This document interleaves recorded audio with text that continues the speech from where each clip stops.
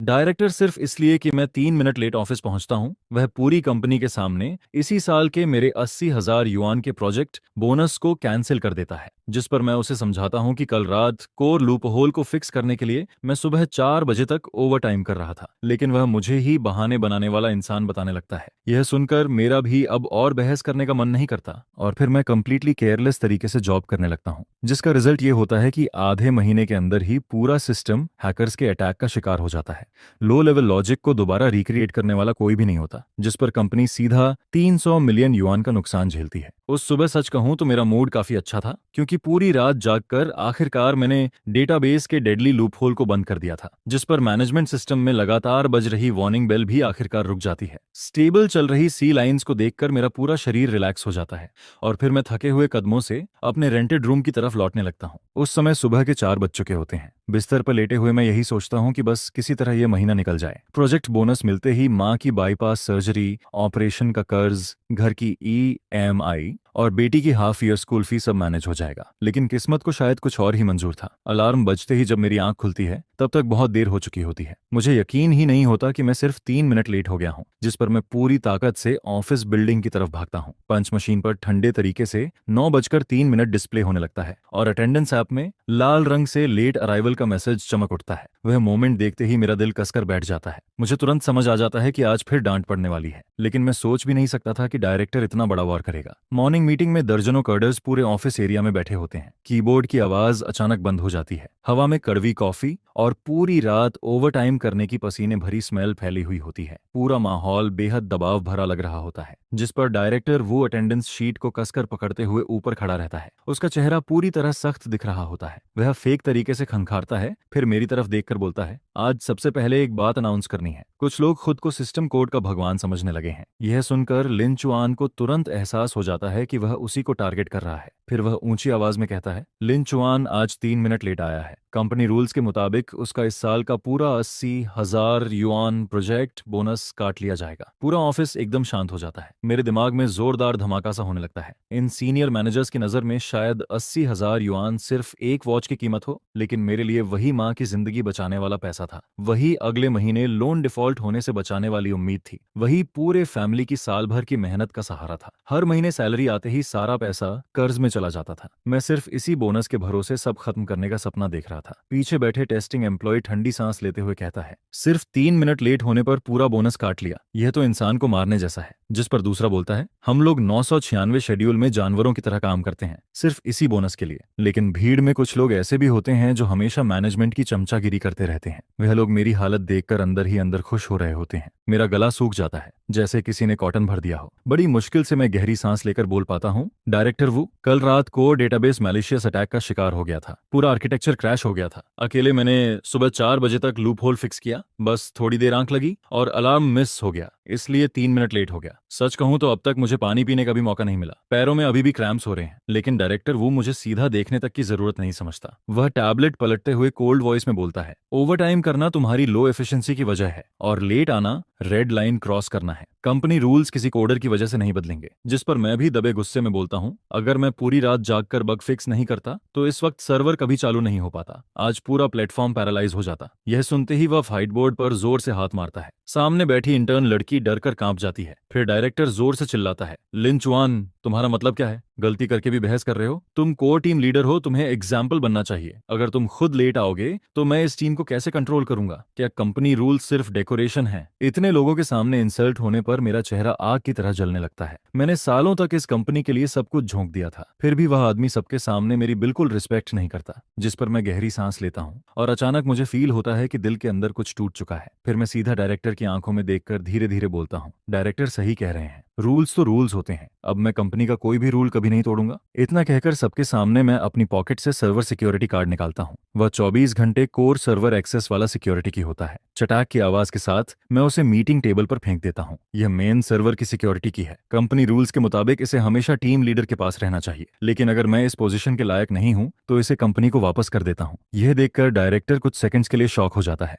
उसे उम्मीद नहीं थी कि मैं इतना आगे चला जाऊंगा। जिस पर ओल्ड चेन जल्दी से मेरा स्लीव पकड़कर धीरे से बोलता है, ब्रोदरलिन, इतना इंपल्सिव मत बनो। लेकिन मैं उसका हाथ हटाकर वापस अपनी सीट पर लौट जाता हूँ और फिर हैंडओवर डॉक्यूमेंट्स अरेंज करने लगता हूँ। दोपहर 3 बजे टेस्टिंग टीम मैसेज भेजती है कि नए प्रोडक्ट लॉन्च से पहले स्ट्रेस टेस्ट करना जरूरी है, जिस पर डायरेक्टर वो वर्क ग्रुप में मेरा नाम टैग करते हुए लिखता है, लिन चुआन, आज रात ओवरटाइम करके टेस्टिंग टीम के साथ कोऑपरेट करो, सिस्टम स्टेबल रहना चाहिए। मैं मैसेज देखता हूँ लेकिन कोई रिप्लाई नहीं देता। ओल्ड चेन धीरे से पास आकर बोलता है, ब्रदर लिन, डायरेक्टर तुम्हें बुला रहे हैं। जिस पर मैं कंप्यूटर स्क्रीन के नीचे राइट कॉर्नर में दिख रहा टाइम उसे दिखाता हूँ। उस वक्त शाम के 5:58 हो रहे होते हैं। मैं शांत आवाज में बोलता हूँ, कंपनी रूल्स के हिसाब से आज का वर्किंग टाइम खत्म होने वाला है। इतना बोलते ही क्लॉक सीधा 6 बजे बजा देता है। फिर मैं टाइम पर पंच आउट करता हूँ, अपना सामान उठाता हूँ और ऑफिस से बाहर निकलने लगता हूँ। पीछे से डायरेक्टर वो गुस्से में चिल्लाता है, लिंचुआन वहीं रुक जाओ। लेकिन मैं एक बार भी पीछे मुड़कर नहीं देखता और सीधे एलिवेटर में चला जाता हूँ। एलिवेटर का डोर बंद होते वक्त डायरेक्टर वो का गुस्से से लाल चेहरा धीरे धीरे छिप जाता है। उस मोमेंट लिफ्ट में सिर्फ मैं अकेला खड़ा होता हूँ। ठंडी दीवार से टिकते हुए अचानक मेरे मुंह से हंसी निकल जाती है। पूरे 5 साल बाद पहली बार टाइम पर ऑफिस छोड़ने का एहसास सच में बहुत शानदार लग रहा था। अगले दिन ऑफिस पहुंचते ही पूरे A&D डिपार्टमेंट का माहौल अजीब लग रहा होता है। ओल्ड चेन कॉफी लेकर मेरे पास आता है, फिर धीरे आवाज में बोलता है, ब्रोदलिन, कल रात नए प्रोडक्ट के low level source code check करते वक्त सिस्टम लगातार कॉन्फ्लिक्ट एरर दिखा रहा था। डायरेक्टर वू ने मुझे तुम्हें बुलाने भेजा है। लेकिन यह सुनकर भी मैं सिर उठाने की जरूरत तक महसूस नहीं करता।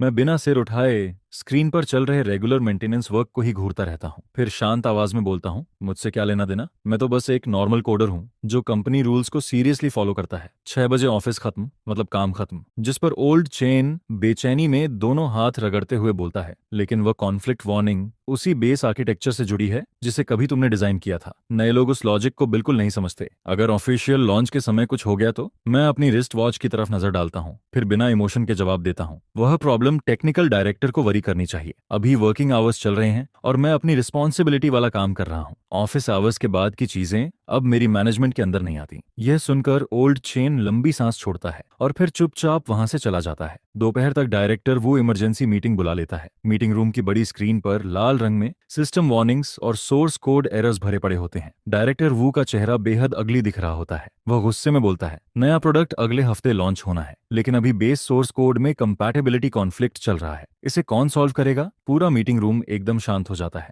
नए प्रोग्रामर्स एक दूसरे को कंफ्यूज्ड होकर देखने लगते हैं। फिर ग्लासेस पहने एक लड़का डरते हुए बोलता है, डायरेक्टर ली, ये बेस आर्किटेक्चर बहुत ज्यादा कॉम्प्लिकेटेड है, हमें इसे समझने के लिए टाइम चाहिए। टाइम? यह सुनते ही डायरेक्टर वो जोर से टेबल पर हाथ मारता है। चेयरमैन खुद इस प्रोजेक्ट को मॉनिटर कर रहे हैं, सारे इन्वेस्टर्स प्रेस कॉन्फ्रेंस का इंतजार कर रहे हैं, अब कहां से टाइम लाऊं? जिस पर उसकी नजर सीधे मेरी तरफ घूमती है। वह ऊंची आवाज में बोलता है, लिंचुआन, ये सोर्स कोड तुम्हारा लिखा हुआ है, तुम इसे हैंडल करो। लेकिन मैं फोन स्क्रॉल करते हुए सिर तक नहीं उठाता। फिर आराम से बोलता हूँ, अभी लंच ब्रेक चल रहा है, ये मेरे ऑफिशियल वर्किंग आवर्स में नहीं आता और कंपनी रूल्स के हिसाब से inter department cooperation proper process से होना चाहिए। आप सपोर्ट रिक्वेस्ट सबमिट कर सकते हैं। यह सुनते ही डायरेक्टर वू का चेहरा सुअर की तरह लाल हो जाता है। जिस पर मैं शांत नजरों से उसकी तरफ देखते हुए आगे बोलता हूँ, और मुझे याद है कंपनी हैंडबुक के आर्टिकल 38 में साफ लिखा है कि ओवर टाइम का पेमेंट या कंपेंसेटरी लीव मिलना चाहिए। तो आप डिसाइड कीजिए, आवरली पेमेंट देंगे या पहले मेरे 80,000 युआन बोनस वापस करेंगे। इतना सुनते ही मीटिंग रूम की हवा जैसे जम जाती है। डायरेक्टर वो काफी देर तक मुझे घूरता रहता है, फिर दांत पीसते हुए बोलता है, ठीक है, बहुत होशियार बन रहे हो। इसके बाद वह नए एम्प्लॉयज की तरफ मुड़कर बोलता है, तुम लोग आज रात ओवर टाइम करोगे,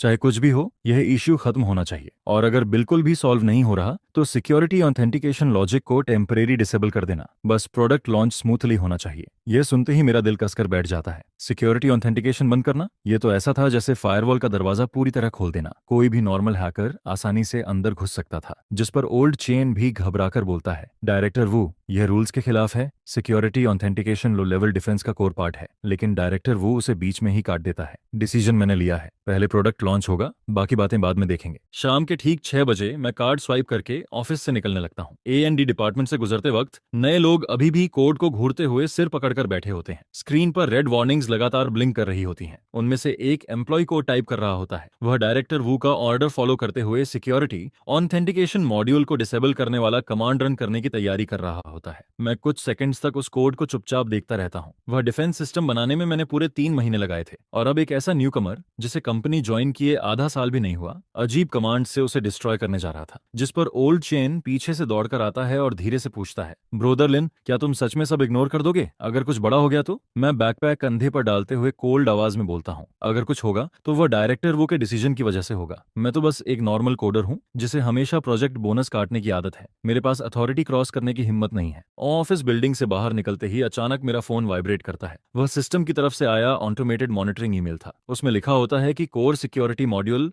मैन्युअली डिसेबल कर दिया गया है। मैं कुछ देर तक उस ईमेल को घूरता रहता हूँ, फिर साइलेंटली डिलीट बटन दबा देता हूँ। रात के 11 बजे डायरेक्टर वो की लगातार आती कॉल्स मेरी नींद तोड़ देती हैं। मैं फोन स्क्रीन देखता हूँ, फिर सीधे कॉल कट कर देता हूँ। इसके बाद करवट बदलकर दोबारा सो जाता हूँ। अगली सुबह ऑफिस पहुंचते ही माहौल पहले से भी ज्यादा अजीब लग रहा होता है। डायरेक्टर वो आंखों के नीचे काले घेरे लिए नए एम्प्लॉयज पर गुस्सा निकाल रहा होता है, लेकिन मेरी नजर बड़ी मॉनिटरिंग स्क्रीन पर जाती है। वहां फायरवॉल स्टेटस इंडिकेटर ग्रीन से येलो हो चुका होता है। इसका मतलब साफ था, कोई हमारी डिफेंस लाइन को प्रोब कर रहा था। लॉन्च काउंटडाउन के दूसरे दिन रात के 2 बजे अचानक डायरेक्टर वो का फोन पागलों की तरह बजने लगता है। वह नींद में फोन उठाता है और दूसरी तरफ से ऑपरेशन स्टाफ की घबराई हुई आवाज सुनाई देती है, डायरेक्टर, बहुत बड़ी प्रॉब्लम हो गई। सर्वर पर अचानक अबनॉर्मल एरर्स की भारी मात्रा आ गई है। सिस्टम लोड 90% तक पहुंच चुका है। अगर अभी फिक्स नहीं किया तो पूरा सर्वर क्रैश हो जाएगा। यह सुनते ही डायरेक्टर वो एकदम से उठ बैठता है। उसकी पूरी नींद गायब हो जाती है। वह तुरंत लैपटॉप खोलकर रिमोट एक्सेस से सर्वर कनेक्ट करता है। स्क्रीन पर लाल रंग के एरर लॉग्स भरे पड़े होते हैं, लेकिन असली प्रॉब्लम यह थी कि उसे उन कोड्स की समझ ही नहीं थी, जिस पर वह सिर्फ फोन पर ऑर्डर्स देकर सिचुएशन संभालने की कोशिश करता है। लेकिन ड्यूटी पर बैठा श्याओवांग और ज्यादा पैनिक होने लगता है। कांपती आवाज में वह बोलता है, डायरेक्टर वू, मुझे सच में समझ नहीं आ रहा क्या करूं। ऐसे एरर्स मैंने पहले कभी नहीं देखे। यह सुनकर डायरेक्टर वू के माथे पर ठंडा पसीना आ जाता है। वह ऑफिस में इधर उधर चक्कर लगाने लगता है। उसी मोमेंट उसके दिमाग में लिन चुआन का नाम आता है, लेकिन अगले ही पल वह उस थॉट को खुद ही दबा देता है। आखिर कुछ घंटे पहले ही उसने पूरी कंपनी के सामने मेरे 80,000 युआन काटे थे। अब आधी रात को मदद मांगने जाता तो उसकी रिस्पेक्ट कहाँ जाती, जिस पर वह दांत पीसते हुए फैसला लेता है, शाओवांग, उन एरर वार्निंग्स को इग्नोर करो, डायरेक्ट ओवरराइड पैच इस्तेमाल करो, फोर्सफुली सारे एरर कोड्स दबा दो, पहले सिस्टम को चलने दो, बाकी बाद में देखेंगे। शाओवांग कुछ सेकंड्स हेजिटेट करता है, लेकिन आखिरकार ऑर्डर मान लेता है। 10 मिनट बाद स्क्रीन पर चमक रही सारी रेड वार्निंग्स गायब हो जाती हैं। सिस्टम लोड भी धीरे धीरे नीचे आने लगता है। यह देखकर डायरेक्टर वो राहत की सांस लेता है। उसे लगने लगता है कि उसने बहुत स्मार्ट डिसीजन लिया है। फिर वह कॉल डिस्कनेक्ट करके आराम से वापस सो जाता है। अगली सुबह ठीक 9 बजे मैं हमेशा की तरह कार्ड स्वाइप करके ऑफिस पहुंचता हूं, लेकिन सीट पर बैठते ही मुझे एटमॉस्फेयर कुछ अलग महसूस होता है। ओल्ड चेन का चेहरा पूरी तरह सफेद पड़ चुका होता है। वह मॉनिटरिंग पैनल को घूर रहा होता है और उसकी उंगलियां कांप रही होती हैं। मैं पास जाकर स्क्रीन पर नजर डालता हूं और मेरा दिल तुरंत बैठ जाता है। फायरवॉल का कोर ऑथेंटिकेशन मॉड्यूल अब नॉर्मल स्टेटस दिखा रहा होता है। सिक्योरिटी लॉग्स में एक हिडन डेटा ब्रीच दिखाई दे रहा था। इसका मतलब साफ था, कोई इंसान या प्रोग्राम नॉर्मल ऑथेंटिकेशन प्रोसेस को बायपास करके अंदर घुस चुका था, जिस पर मैं तुरंत पिछली रात के सिस्टम लॉग्स खोलता हूं। लेकिन जितना ज्यादा देखता हूं उतना ही शॉक होता जाता हूं। रात 2:40 बजे शाओवांग ने डायरेक्टर वू के रिमोट ऑर्डर्स पर फोर्स ओवरराइड मेथड इस्तेमाल करके सारे एरर कोड सप्रेस कर दिए थे। लेकिन असल में वह वार्निंग्स सिक्योरिटी मॉड्यूल की इंट्रूजन अलर्ट्स थीं। अब सारे अलर्ट्स दब चुके थे, लेकिन उससे भी खतरनाक बात यह थी कि फायरवॉल के अंदर एक इनविजिबल लूप होल पूरी तरह खुल चुका था। यह लूप होल भले ही ज्यादा बड़ा नहीं था, लेकिन इतना जरूर था कि कोई एक्सपीरियंस्ड हैकर चुपचाप अंदर घुसकर सिस्टम में बैकडोर कोड इंस्टॉल कर सकता था। जिस पर ओल्ड चेन धीरे से मेरे पास आकर पूछता है, लिंचुआन, क्या हमें यह बात ऊपर रिपोर्ट करनी चाहिए? मैं दूर कॉफी बना रहे डायरेक्टर वो की तरफ देखता हूँ, फिर दीवार पर चिपके कंपनी मैनेजमेंट रूल्स की तरफ नजर घुमाता हूँ। वहां साफ लिखा होता है कि हायर मैनेजमेंट को बाईपास करके रिपोर्ट करने वाले इंसान को मैनेजमेंट ऑर्डर डिस्टर्ब करने वाला माना जाएगा और उसके खिलाफ स्ट्रिक्ट एक्शन लिया जाएगा। जिस पर मैं सिर हिलाते हुए बोलता हूँ, कंपनी के रूल्स हैं, हमें फॉलो करने चाहिए, और वैसे भी डायरेक्टर वो टेक्निकल हेड हैं, उन्हें हमसे ज्यादा समझ होगी। ओल्ड चेन कुछ बोलने की कोशिश करता है, लेकिन आखिर में चुप हो जाता है। इतने में डायरेक्टर वो कॉफी कप लेकर हमारे पास आता है। हमें मॉनिटरिंग पैनल घूरते देखकर वह सार्कास्टिक स्माइल के साथ बोलता है, तुम लोग भी बेवजह टेंशन लेते रहते हो, कल रात की प्रॉब्लम मैं ऑलरेडी सॉल्व कर चुका हूँ। अब आराम से लॉन्च प्रिपरेशन करो, हर वक्त घोस्ट्स मत ढूंढते फिरो। मैं हल्का सा सिर हिलाता हूँ और क्वाइटली सिस्टम लॉग्स वाली विंडो बंद कर देता हूँ। शाम के ठीक 6 बजे मैं टाइम पर ऑफिस छोड़ देता हूँ। कंपनी बिल्डिंग से बाहर निकलते वक्त होराइजन पर फैला सनसेट खून की तरह लाल दिख रहा होता है। मैं फोन निकालकर माँ का आया मैसेज देखता हूँ। उसमें लिखा होता है कि डॉक्टर ने अगले हफ्ते हॉस्पिटल एडमिट होने को कहा है, सर्जरी की प्रिपरेशन करनी होगी, लेकिन माँ फिर भी मुझे पैसे की चिंता ना करने के लिए बोल रही होती है। मैं फोन वापस पॉकेट में डाल देता हूँ और फिर तेज कदमों से आगे बढ़ने लगता हूँ। अब कंपनी की प्रॉब्लम से मेरा कोई लेना देना नहीं था, लेकिन सिस्टम में खुला वह हिडन क्रैक अब भी वहीं मौजूद था, बिल्कुल एक साइलेंट टाइम बॉम्ब की तरह जो सही मौके का इंतजार कर रहा था। नए प्रोडक्ट लॉन्च से एक रात पहले पूरा A&D डिपार्टमेंट रोशनी से चमक रहा होता है। हर कोई प्रेशर टेस्ट्स और फाइनल डेटा वेरिफिकेशन में लगा हुआ था। पूरे एटमॉस्फेयर में टेंशन फैली हुई होती है। चेयरमैन सो खुद वहां मौजूद होता है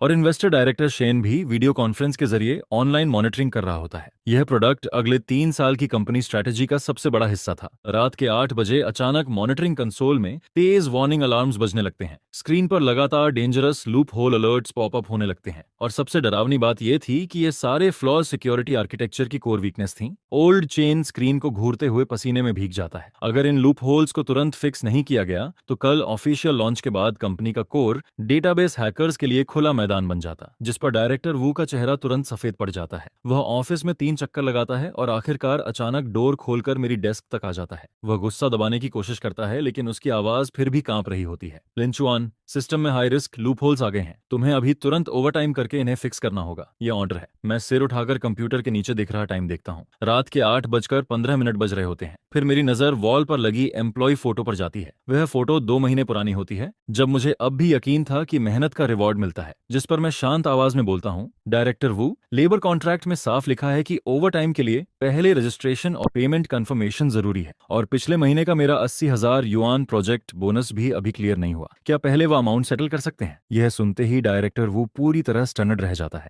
उसे उम्मीद नहीं थी कि मैं ऐसी डिमांड रखूंगा। उसका चेहरा गुस्से से लाल हो जाता है। वह दहाड़ते हुए बोलता है, ये कौन सा वक्त है पैसे की बात करने का? कंपनी क्राइसिस में है, तुम टेक्निकल बैकबोन हो, क्या तुम्हें रिस्पॉन्सिबिलिटी नहीं लेनी चाहिए? लेकिन मैं शांत तरीके से सिर हिलाता हूँ। डायरेक्टर वू, पहले आपने ही कहा था कि रूल्स कभी ब्रेक नहीं हो सकते। अब मैं भी कंपनी पॉलिसी सीरियसली फॉलो कर रहा हूँ। अगर रिटर्न ओवरटाइम अप्रूवल और ओवरटाइम फी कंफर्मेशन नहीं है तो मैं फ्री में ओवरटाइम नहीं कर सकता, और वह 80,000 युआन मेरा मेहनत का पैसा है। उसका प्रॉपर एक्सप्लेनेशन मिलना चाहिए। यह सुनकर डायरेक्टर वू का पूरा शरीर गुस्से से कांपने लगता है। वह उंगली मेरी तरफ दिखाकर चिल्लाता है, लिंचुआन, तुम कंपनी को थ्रेटन कर रहे हो? मैं खड़ा होकर अपनी कॉलर ठीक करता हूँ, फिर धीरे से बोलता हूँ, डायरेक्टर वू, एम्प्लॉय को फायर करने का भी प्रॉपर प्रोसेस होता है। कम से कम 30 दिन पहले रिटर्न नोटिस देना पड़ता है। और भूलिए मत, मेरे पास अभी भी 5 साल का लेबर कॉन्ट्रैक्ट है। अगर इलीगल टर्मिनेशन हुआ तो कंपनी को डबल कंपेंसेशन देनी पड़ेगी। पूरा ऑफिस एकदम साइलेंट हो जाता है। हर एम्प्लॉय अपना काम रोककर हमारी तरफ देखने लगता है। ओल्ड चेन बीच में आकर समझाने की कोशिश करता है, लेकिन मेरी नजर उसे रोक देती है। आखिर में डायरेक्टर वो गुस्से से कांपते हुए बोलता है, बहुत अच्छा लिंचुआन, कल प्रोडक्ट लॉन्च के बाद सबसे पहला इंसान जिसे मैं कंपनी से निकालूंगा वह तुम होगे। फिर देखता हूँ इस इंडस्ट्री में कैसे सर्वाइव करते हो। मैं हल्का सा सिर हिलाता हूँ और अपना बैकपैक उठाकर निकलने लगता हूँ। ओल्ड चेन धीरे से मेरे पास आकर बोलता है, लिंचुआन, कम से कम हेल्प तो कर दो। अगर सच में कुछ हो गया तो हम सब खत्म हो जाएंगे। मैं कुछ सेकंड्स रुकता हूँ, मॉनिटरिंग स्क्रीन पर चमकती लाल वार्निंग्स को देखता हूँ, फिर डायरेक्टर वू के पीले पड़ चुके चेहरे की तरफ नजर डालता हूँ, जिस पर मैं कोल्ड आवाज में बोलता हूँ, ब्रोदर चेन, मैं तो बस एक छोटा कोडर हूँ, कंपनी रूल्स वायलेट करने की हिम्मत नहीं कर सकता। इतना कहकर मैं बिना पीछे देखे सीधे एलिवेटर की तरफ चला जाता हूँ। पीछे से डायरेक्टर वू की चीजें तोड़ने की आवाजें और चेयरमैन सू की गुस्से भरी दहाड़ सुनाई देती रहती है। एलिवेटर डोर धीरे धीरे बंद हो जाता है। मैं ठंडी दीवार से टिककर आंखें बंद कर लेता हूँ। तभी फोन वाइब्रेट करता है। वह हॉस्पिटल की तरफ से आया पेमेंट रिमाइंडर था। माँ की सर्जरी डिपॉजिट में अभी भी 50,000 युआन कम थे। कंपनी बिल्डिंग से बाहर निकलते ही ठंडी हवा चेहरे से टकराती है। शुरुआती ऑटम की चिली फीलिंग पूरे शरीर में फैल जाती है। मैं ऊपर देखता हूँ। बिल्डिंग की टॉप फ्लोर पर अब भी लाइट्स जल रही होती हैं। वहां एक ऐसी इमरजेंसी फायर फाइट चल रही थी जिसमें अब मेरी कोई मौजूदगी नहीं थी। और कल वही दिन था जब मिरेकल देखने को मिलने वाला था। प्रेस कॉन्फ्रेंस का वेन्यू बेहद शानदार तरीके से सजाया गया था। 5 स्टार होटल का बैंक्वेट हॉल रिपोर्टर्स और बिजनेस जायंट से भरा हुआ था। पूरी वॉल पर जायंट LED स्क्रीन लगी हुई थी जिस पर कंपनी लोगो चमक रहा होता है। चेयरमैन सू एक्सपेंसिव सूट पहनकर स्टेज के बीचों बीच खड़ा था और बड़े कॉन्फिडेंस से पूरे 1 साल में बने सोशल कॉमर्स प्लेटफॉर्म का इंट्रोडक्शन दे रहा था। नीचे फ्रंट रो में बैठे इन्वेस्टर डायरेक्टर शेन संतुष्टि से सिर हिला रहे होते हैं। उन्होंने इस प्रोजेक्ट में पूरे 200 मिलियन इन्वेस्ट किए थे। अब उन्हें बस लॉन्च के बाद यूजर्स एक्सप्लोजन और कंपनी वैल्यूएशन डबल होने का इंतजार था। ठीक सुबह 10 बजे चेयरमैन सू सिंबॉलिक लॉन्च बटन दबाता है। स्क्रीन पर यूजर रजिस्ट्रेशन तेजी से बढ़ने लगते हैं। हर सेकंड सैकड़ों नए यूजर्स प्लेटफॉर्म में एंटर कर रहे होते हैं। पूरा हॉल तालियों से गूंज उठता है। लेकिन बैकस्टेज टेक्निकल एरिया में खड़ा डायरेक्टर वो मॉनिटरिंग पैनल को घूर रहा होता है। उसके माथे पर लगातार पसीना निकल रहा था। कल रात उसने 2 आउटसोर्स्ड टेक्निकल टीम्स को इमरजेंसी में बुलाया था। वे पूरी रात जागकर बग्स पैच कर रहे थे। हालांकि सारे डेंजरस लूप होल्स पूरी तरह फिक्स नहीं हुए थे, लेकिन कम से कम सबसे ऑब्वियस क्रैक्स को टेम्पररी कवर जरूर कर दिया गया था। वो खुद को दिलासा देता है कि शायद वो इस प्रेस कॉन्फ्रेंस के कुछ घंटों को किसी तरह झेल लेगा। 10:15 पर रजिस्टर्ड यूजर्स की संख्या 1 लाख के पार चली जाती है, जिस पर मीडिया के फ्लैश लाइट्स लगातार चमकने लगती हैं। चेयरमैन तो चेहरे पर बड़ी सी स्माइल लेकर इंटरव्यू देना शुरू करता है। फिर 10:23 पर अचानक सर्वर ट्रैफिक में कुछ अजीब बदलाव दिखने लगता है। मॉनिटरिंग बोर्ड पर डेटा ग्राफ्स किसी हार्ट बीट मॉनिटर की तरह पागलों की तरह ऊपर नीचे होने लगते हैं। यह देखकर ओल्ड चेन का चेहरा तुरंत बदल जाता है, जिस पर वो गंभीर आवाज में कहता है, कुछ गड़बड़ है। यह ट्रैफिक पैटर्न नॉर्मल यूजर्स जैसा बिल्कुल नहीं लग रहा। जिस पर डायरेक्टर इनको थोड़ा पास आकर धीरे से कहता है, शायद किसी एरिया के यूजर्स एक साथ लॉग इन कर रहे होंगे। चिंता की बात नहीं है। लेकिन 10:25 पर फर्स्ट फायरवॉल लेयर की वार्निंग लाइट्स ब्लिंक करना शुरू कर देती हैं, जिसके तुरंत बाद सेकंड लेयर भी वार्निंग देने लगती है और फिर थर्ड लेयर डोमिनो कार्ड्स की तरह एक के बाद एक कोलैप्स होने लगती है। यह देखकर ओल्ड चेन के हाथ कांपने लगते हैं। उसे समझ आ जाता है कि यह कोई नॉर्मल ट्रैफिक स्पाइक नहीं, बल्कि एक ऑर्गेनाइज्ड हैकर अटैक है। फिर 10:27 पर हॉल का जायंट स्क्रीन अचानक काला पड़ जाता है, जिस पर पूरा हॉल शोर से भर जाता है। चेयरमैन तो की स्माइल उसके चेहरे पर ही जम जाती है, जबकि टेक्निकल स्टाफ पागलों की तरह कीबोर्ड्स पर टाइपिंग करते हुए सिस्टम रिस्टोर करने की कोशिश करने लगते हैं। लेकिन जैसे ही स्क्रीन दोबारा ऑन होता है, सिचुएशन पूरी तरह कंट्रोल से बाहर जा चुकी होती है। पूरे स्क्रीन पर एक स्कल एनिमेशन दिखाई देने लगता है, जिसके नीचे ब्लड रेड फॉन्ट में धीरे धीरे इंग्लिश वर्ड्स उभरते हैं। You came to think you won guys. यह देखते ही पूरा हॉल केओस में बदल जाता है। रिपोर्टर्स अपने फोन्स निकालकर लगातार फोटोज लेने लगते हैं। वहीं इन्वेस्टर्स के डायरेक्टर शेन का चेहरा पूरी तरह सफेद पड़ जाता है, जिस पर चेयरमैन तो गुस्से में बैकस्टेज की तरफ दौड़ते हुए डायरेक्टर इनगो पर चिल्लाता है, ये सब क्या हो रहा है। डायरेक्टर इनगो पूरा कांपते हुए टूटे फूटे शब्दों में कहता है, मुझे नहीं पता, शायद हैकर्स ने अटैक किया है, हम अभी इसे हैंडल कर लेंगे। लेकिन तब तक बहुत देर हो चुकी होती है। Hacker codename GY underground hacker forums की दुनिया का एक लेजेंड माना जाता है, जिसने काफी समय पहले से इस प्लेटफॉर्म को टारगेट कर रखा था। वह अनपैच्ड सिक्योरिटी लूप होल्स का फायदा उठाकर पिछले कई दिनों से सिस्टम के अंदर छिपा बैठा था और आज प्रेस कॉन्फ्रेंस के दौरान बढ़ा हुआ ट्रैफिक उसके लिए परफेक्ट मौका बन जाता है। 10:30 पर जीवाई अपना पहले से प्लान्ड DDoS अटैक शुरू कर देता है, जिसके साथ उसका इंट्रूजन प्रोग्राम भी एक्टिवेट हो जाता है। जिन सिक्योरिटी लूपहोल्स को डायरेक्टर इनगो ने इग्नोर किया था, वही अब हैकर के लिए सीधे अंदर घुसने वाला हाईवे बन जाते हैं। फिर जायंट स्क्रीन पर मौजूद स्कल बोलना शुरू कर देता है, जिसकी इलेक्ट्रॉनिक सिंथेसाइज्ड वॉइस पूरे हॉल में गूंजने लगती है। तुम लोगों का सिस्टम कागज जितना कमजोर है, और उस बेवकूफ टेक्निकल डायरेक्टर का शुक्रिया जिसने मेरे लिए दरवाजा पूरी तरह खोल दिया। यह सुनते ही डायरेक्टर इनगो का चेहरा कागज की तरह सफेद पड़ जाता है। उसके पैर कांपने लगते हैं और वो लगभग जमीन पर गिरने ही वाला होता है, जिस पर मीडिया रिपोर्टर्स और ज्यादा एक्साइटेड हो जाते हैं, क्योंकि यह साल का सबसे बड़ा टेक स्कैंडल बन चुका होता है। फ्लैशलाइट्स और तेजी से चमकने लगती हैं और काउंटलेस कैमरों स्टेज की तरफ घूम जाते हैं, जहां चेयरमैन तो पूरी तरह घबराया हुआ खड़ा होता है। वहीं बैकस्टेज मॉनिटरिंग रूम में सारी डिफेंस सिस्टम्स एक एक करके कोलैप्स होने लगती हैं। ओल्ड चेन होपलेस होकर स्क्रीन पर तेजी से स्क्रॉल होते इंट्रूजन लॉग्स को देखता रहता है। फिर वो बड़बड़ाते हुए कहता है, सब खत्म हो गया, इस बार सच में खत्म हो गया। और उसी समय मैं हॉस्पिटल कॉरिडोर की बेंच पर अपनी माँ के साथ सर्जरी चेकअप के लिए वेट कर रहा होता हूँ। तभी मेरा फोन लगातार वाइब्रेट होने लगता है। कंपनी के कॉलीग्स एक के बाद एक मैसेजेस भेज रहे होते हैं, लेकिन मैं बिना देखे ही फोन स्विच ऑन ऑफ कर देता हूँ। उधर प्रेस कॉन्फ्रेंस का सीन पूरी तरह डिजास्टर में बदल चुका होता है। चेयरमैन तो गुस्से से भरा बैक स्टेज में घुसता है, जबकि इन्वेस्टर डायरेक्टर शेन उसके पीछे पीछे आता है। उसके नीट सूट के पीछे छिपा हुआ गुस्सा साफ दिखाई दे रहा होता है। फिर हॉल के अंदर मौजूद मीडिया चैनल्स लाइव ब्रॉडकास्ट शुरू कर देते हैं। टेक न्यूज प्लेटफॉर्म्स पर नोटिफिकेशंस एक के बाद एक आने लगती हैं और हर हेडलाइन पिछली से ज्यादा शॉकिंग दिखाई देती है, जिस पर डायरेक्टर इनको चेयर पर गिर जाता है। दोनों हाथों से अपना सिर पकड़कर बैठा रहता है जबकि उसके चेहरे से पसीना लगातार बह रहा होता है। मॉनिटरिंग बोर्ड पर दिख रहा डेटा पूरी तरह बर्बाद नजर आ रहा होता है। हैकर अटैक ऐसे आगे बढ़ रहा होता है जैसे वहां कोई डिफेंस मौजूद ही ना हो। हैकर्स सिस्टम के अंदर फ्रीली घूमते हुए यूजर डेटाबेस तक पहुंचने लगते हैं। एक्सेस लॉग्स तेजी से स्क्रॉल होने लगते हैं और हर नई लाइन का मतलब होता है कि बड़ी मात्रा में यूजर डेटा चोरी किया जा रहा है।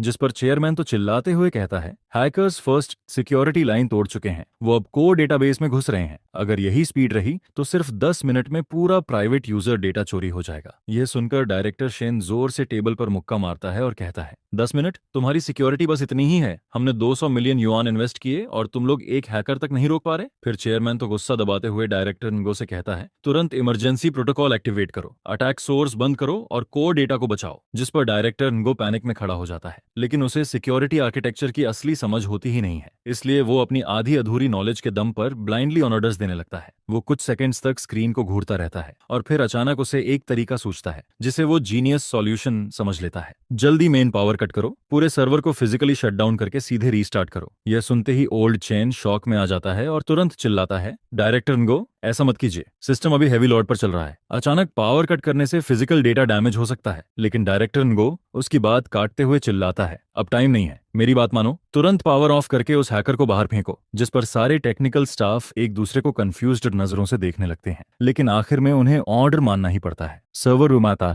सर्वर रूम का ड्यूटी स्टाफ कांपते हाथों से इमरजेंसी शटडाउन बटन दबा देता है और अगले ही पल सारे सर्वर्स एक साथ बंद हो जाते हैं। मॉनिटरिंग पैनल अंधेरे में डूब जाता है। कुछ सेकंड्स की खामोशी के बाद सर्वर दोबारा बूट होना शुरू करते हैं। कूलिंग फैंस की आवाज फिर से गूंजने लगती है। यह देखकर डायरेक्टर निगो राहत की सांस लेता है। उसे लगने लगता है कि उसने सिचुएशन संभाल ली, लेकिन सिर्फ 3 मिनट बाद उसका चेहरा किसी डेड पर्सन से भी ज्यादा खराब दिखाई देने लगता है, क्योंकि सिस्टम 30% बूट होने के बाद ही फ्रीज हो जाता है। असल में पावर लॉस के उसी मोमेंट पर core platform data physically corrupt हो चुका होता है। जो फाइल्स उस समय राइट हो रही थीं, वे फोर्सफुली इंटरप्ट होने की वजह से पूरी तरह डिस्ट्रॉय हो जाती हैं। पूरा डेटाबेस अनरीडेबल गार्बेज में बदल जाता है। और सबसे खतरनाक बात यह होती है कि हैकर बाहर निकला ही नहीं था, वो पहले से ही सिस्टम के अंदर कई हिडन बैकडोर्स इंस्टॉल कर चुका होता है, इसलिए रीस्टार्ट उसके लिए सिर्फ मामूली डिस्टर्बेंस बनकर रह जाता है। जैसे ही सर्वर्स दोबारा स्टार्ट होते हैं, उसका अटैक प्रोग्राम ऑटोमेटिकली एक्टिवेट हो जाता है और वो फिर से डेटा डिस्ट्रॉय करना शुरू कर देता है। ओल्ड चेन कांपती आवाज में एरर लॉग्स को देखते हुए कहता है, सब खत्म हो गया, प्लेटफॉर्म डेटा करप्ट हो चुका है, सिस्टम अब कभी प्रॉपर्ली बूट नहीं होगा और हैकर अभी भी अंदर मौजूद है, अब वो जो चाहे कर सकता है। यह सुनते ही चेयरमैन तो का चेहरा हरे से सफेद पड़ जाता है। वो डायरेक्टर निगो को घूरते हुए कहता है, तुमने आखिर किया क्या है? जिस पर डायरेक्टर निगो के होंठ कांपने लगते हैं। उसके मुंह से एक शब्द तक नहीं निकलता। कोल्ड स्वेट उसकी पूरी शर्ट भिगो देता है। फिर डायरेक्टर शेन तुरंत अपना फोन निकालता है और दूसरी तरफ चिल्लाते हुए कहता है, तुरंत लीगल टीम से कांटेक्ट करो, कॉन्ट्रैक्ट वायलेशन रिस्पॉन्सिबिलिटी प्रोसेस अभी शुरू करो। और ठीक उसी पल जायंट स्क्रीन पर वो स्कल इमेज एक बार फिर से दिखाई देने लगता है। जीवाई की इलेक्ट्रॉनिक सिंथेसाइज्ड वॉइस मजाक उड़ाते हुए पूरे हॉल में गूंजने लगती है, तुम लोगों के कोऑपरेशन के लिए धन्यवाद। फोर्स शटडाउन की वजह से फायरवॉल पूरी तरह कोलैप्स हो चुका है। अब चलो कुछ इंटरेस्टिंग बातें करते हैं। यह सुनते ही हॉल में मौजूद मीडिया पूरी तरह पागल हो जाती है। काउंटलेस कैमरों सीधे जायंट स्क्रीन की तरफ घूम जाते हैं। यह प्रेस कॉन्फ्रेंस अब प्रोडक्ट लॉन्च नहीं बल्कि एक ऐसी पब्लिक रिलेशंस डिजास्टर बन चुकी होती है जिसे पूरी दुनिया लाइव देख रही होती है। वहीं बैकस्टेज टेक्निकल टीम फिर से डेड साइलेंस में डूब जाती है, क्योंकि अब हर किसी को समझ आ चुका होता है कि असली नाइटमेयर तो अभी शुरू हुआ है। सिस्टम पूरी तरह फ्रीज हो चुका होता है।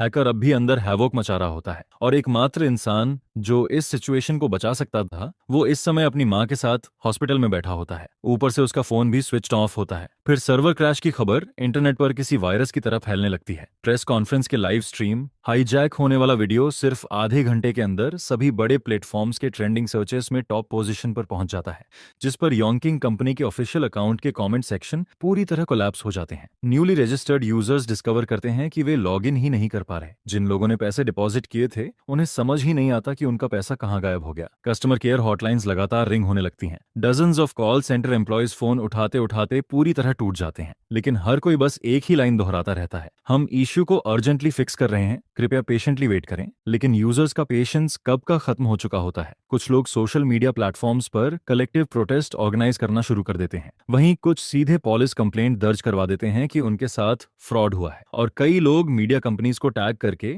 इस स्कैंडल को एक्सपोज करने की मांग करने लगते हैं। सिर्फ 1 घंटे के अंदर टॉपिक व्यूज 300 मिलियन क्रॉस कर जाते हैं और कंपनी का नाम हिस्ट्री की सबसे खराब प्रेस कॉन्फ्रेंस के टैग के साथ परमानेंटली जुड़ जाता है। दोपहर 2 बजे जैसे ही स्टॉक मार्केट खुलता है, कंपनी के शेयर्स बिना बिना रुके नीचे गिरने लगते हैं। मेजर शेयर होल्डर्स पैनिक में अपने शेयर्स बेचने लगते हैं। स्मॉल इन्वेस्टर्स डर कर मार्केट से भागने लगते हैं। सेल ऑनर्स तुरंत लिमिट तक पहुंच जाते हैं। फाइनेंशियल मीडिया लगातार ब्रेकिंग न्यूज पुश करने लगती है। एक टेक कंपनी की मार्केट वैल्यू सिर्फ एक दिन में 300 मिलियन युआन से ज्यादा एवेपोरेट हो गई। यह इस साल की सबसे बड़ी गिरावट बन चुकी है, जिस पर चेयरमैन तो अपने ऑफिस में बैठा होता है। उसके सामने 7 से 8 फोन्स पड़े होते हैं और हर फोन लगातार वाइब्रेट कर रहा होता है। बोर्ड मेंबर्स, पार्टनर्स, एडवर्टाइजर्स, हर कोई बस एक ही सवाल पूछ रहा होता है, सिस्टम आखिर कब रिस्टोर होगा? लेकिन उसके पास कोई जवाब नहीं होता। A&D डिपार्टमेंट से आने वाली हर नई रिपोर्ट पिछली से ज्यादा होपलेस होती जाती है। सिस्टम पूरी तरह पैरालाइज्ड हो चुका होता है। डेटा सीरियसली करप्ट हो चुका होता है। यहाँ तक कि हायर एक्सटर्नल टीम्स भी सिर्फ लॉग्स देखकर सिर हिलाते हुए वापस लौट जाती हैं। फिर शाम 3 बजे इन्वेस्टर डायरेक्टर शेन का कॉल आता है। उसकी आवाज बर्फ की तरह ठंडी होती है। चेयरमैन, तो मुझे उम्मीद है कि आपको हमारी काउंटरपार्ट एग्रीमेंट याद होगी। प्लेटफॉर्म लॉन्च होने के 3 महीने के अंदर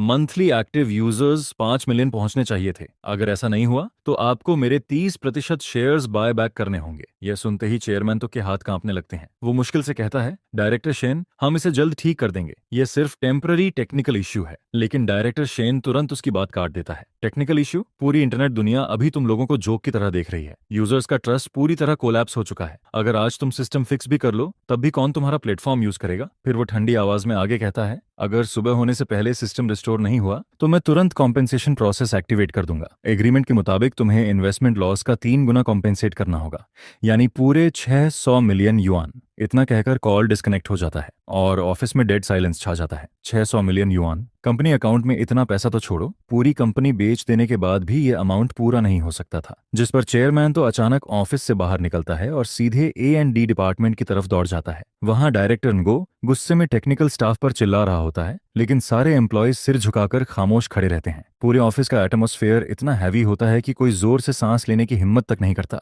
फिर चेयरमैन तो सीधे डायरेक्टर नगो की कॉलर पकड़ लेता है और गुस्से में पूछता है, मुझे बताओ, ये आखिर कब तक ठीक होगा? डायरेक्टर नगो का चेहरा पूरी तरह सफेद पड़ जाता है।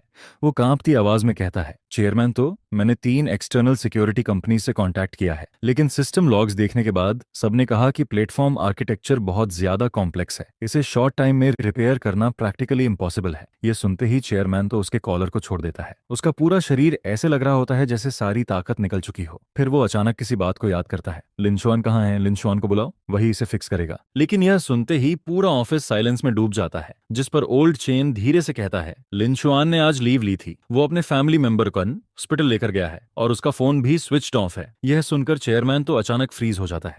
तभी उसे याद आता है कि कुछ दिन पहले ही डायरेक्टर नगो ने पब्लिकली लिनशुआन का 80,000 युआन का प्रोजेक्ट बोनस काट लिया था। और कल रात जब सिस्टम में हाई रिस्क वल्नरेबिलिटी दिखाई दी थी, तब भी डायरेक्टर नगो ने लिनशुआन की सारी कंडीशंस रिजेक्ट कर दी थी। उसी समय हैकर जी वाई की तरफ से पहला रैंसम ईमेल आता है। ईमेल का टाइटल बेहद सिंपल होता है, क्या तुम अपना डेटा वापस चाहते हो? और ईमेल के अंदर सिर्फ एक लाइन और एक नंबर लिखा होता है, 1000 बिटकॉइन। करंट एक्सचेंज रेट के हिसाब से 1000 बिटकॉइन की वैल्यू 40 मिलियन युआन से ज्यादा होती है। चेयरमैन तो उस ईमेल को घूरता रहता है। उसकी कनपटी लगातार फड़क रही होती है। एक तरफ इन्वेस्टर को 600 मिलियन युआन कंपेंसेशन देना था और दूसरी तरफ हैकर को 40 मिलियन युआन रैंसम। दोनों रास्ते सीधे मौत की तरफ जा रहे होते हैं। और इस पूरे केओस के बीच एकमात्र इंसान जो शायद कंपनी को बचा सकता था, वो इस समय हॉस्पिटल की लंबी बेंच पर अपनी मां के साथ सर्जरी अपडेट का इंतजार कर रहा होता है। उसे इन सब चीजों की स्लाइटेस्ट खबर तक नहीं होती। शाम 6 बजे चेयरमैन तो कुछ सीनियर एग्जीक्यूटिव्स को साथ लेकर फिर से A&D डिपार्टमेंट में पहुंचता है। उसका चेहरा इतना डार्क दिखाई दे रहा होता है जैसे अभी पानी टपकने लगेगा। पूरे ऑफिस में मौजूद लोग अपना काम रोक देते हैं। कोई जोर से सांस लेने की भी हिम्मत नहीं करता। फिर चेयरमैन तो पूरे ऑफिस पर नजर घुमाते हुए भारी आवाज में कहता है, मुझे फर्क नहीं पड़ता कि तुम लोग कौन सा तरीका यूज करते हो, लेकिन सुबह होने से पहले सिस्टम हर हालत में ठीक होना चाहिए।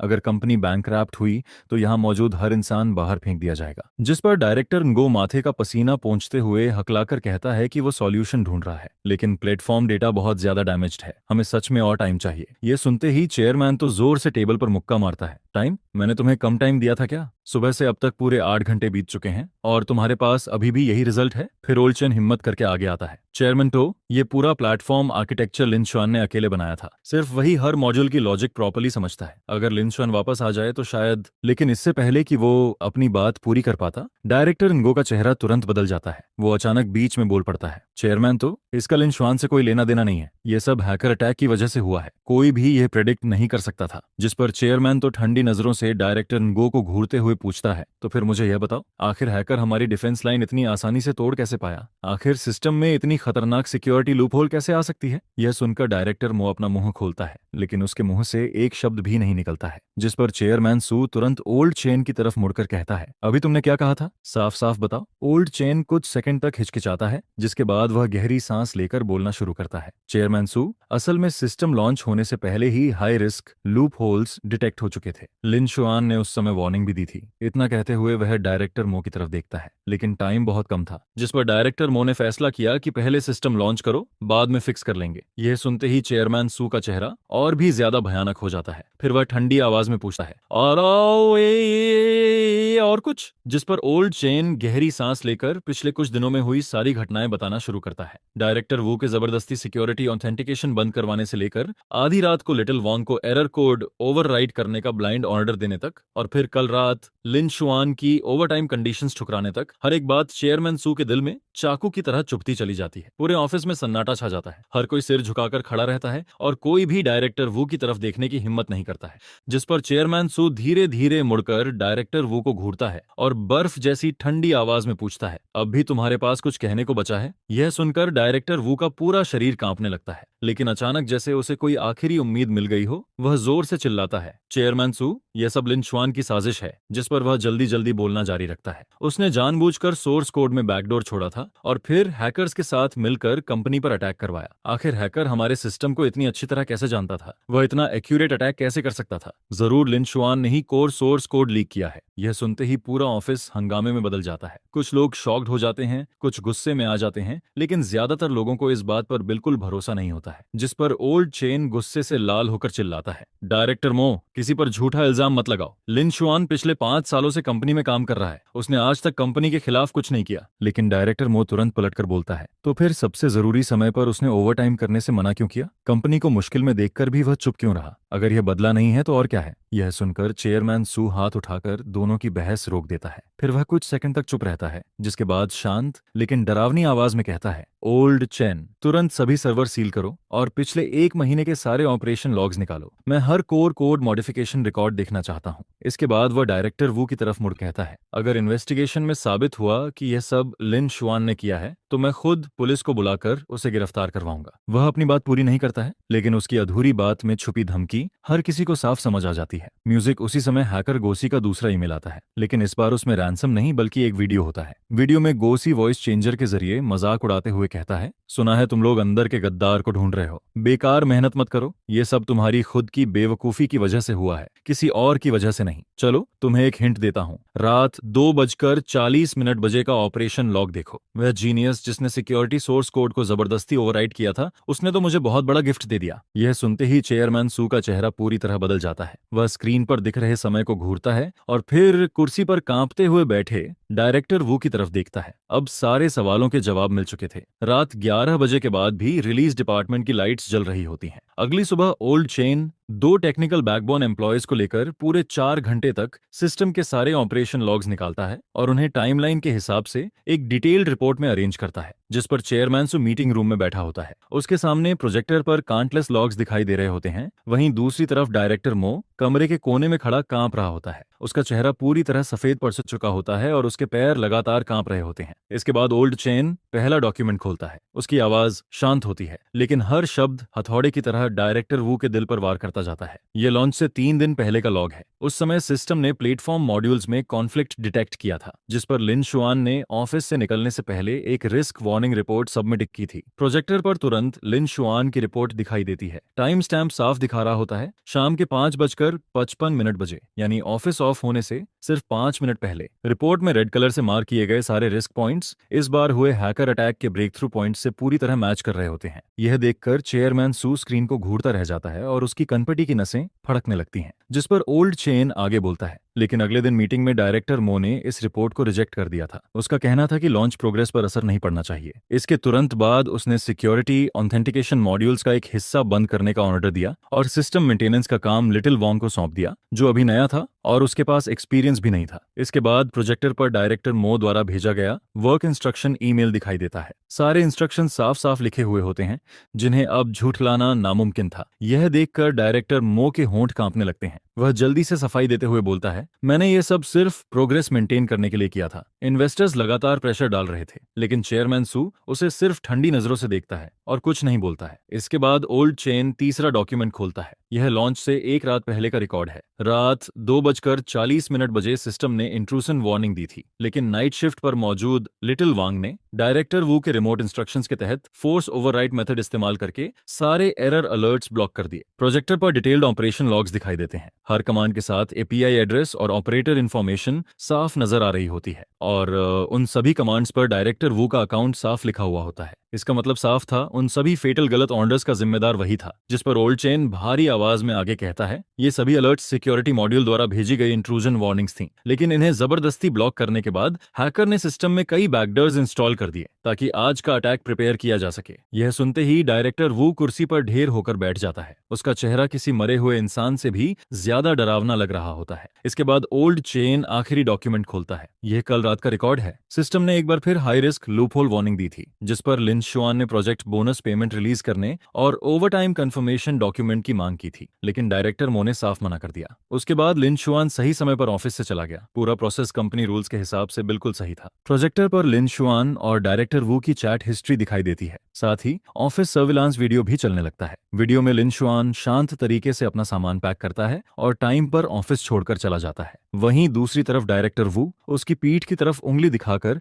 लगातार गालियां देता रहता है। यह देखकर चेयरमैन सू अपनी आंखें बंद करता है और गहरी सांस लेता है। अब सच पूरी तरह सामने आ चुका था। शुरू से लेकर आखिर तक यह पूरी डिजास्टर डायरेक्टर वू की इग्नोरेंस और एरोगेंस की वजह से हुई थी। इसका लिन शुआन से कोई लेना देना नहीं था। इसके बाद ओल्ड चेन प्रोजेक्टर बंद करता है और आखिरी बात कहता है, इसके अलावा मैंने लिन शुआन के बैंक रिकॉर्ड्स और कॉन्टैक्ट हिस्ट्री भी चेक की है। वहां भी कोई सस्पिशियस एक्टिविटी नहीं मिली है। पिछले कुछ दिनों से ऑफिस आवर्स के बाद भी वह लगातार हॉस्पिटल में अपनी मां की देखभाल कर रहा था, यहां तक कि उसका फोन भी बंद था। यह सुनते ही मीटिंग रूम में मौत जैसा सन्नाटा छा जाता है, जिस पर चेयरमैन सू धीरे धीरे अपनी आंखें खोलता है और डायरेक्टर वू को घूरते हुए हर शब्द पर जोर देकर पूछता है, अब भी तुम्हारे पास कुछ कहने को बचा है? लेकिन डायरेक्टर वू के होंठ कांपते रहते हैं और आखिर में उसके मुंह से एक शब्द भी नहीं निकलता है। उसका पूरा शरीर ऐसे ढीला पड़ जाता है जैसे किसी ने उसकी सारी हड्डियां निकाल ली हों, जिसके बाद वह सीधे कुर्सी पर ढेर होकर गिर जाता है। यह देखकर चेयरमैन सू खड़ा हो जाता है और ठंडी आवाज में कहता है, अभी इसी वक्त मुझे बताओ, लिन शुआन किस हॉस्पिटल में है? इसके बाद वह दीवार पर लगी घड़ी की तरफ देखता है।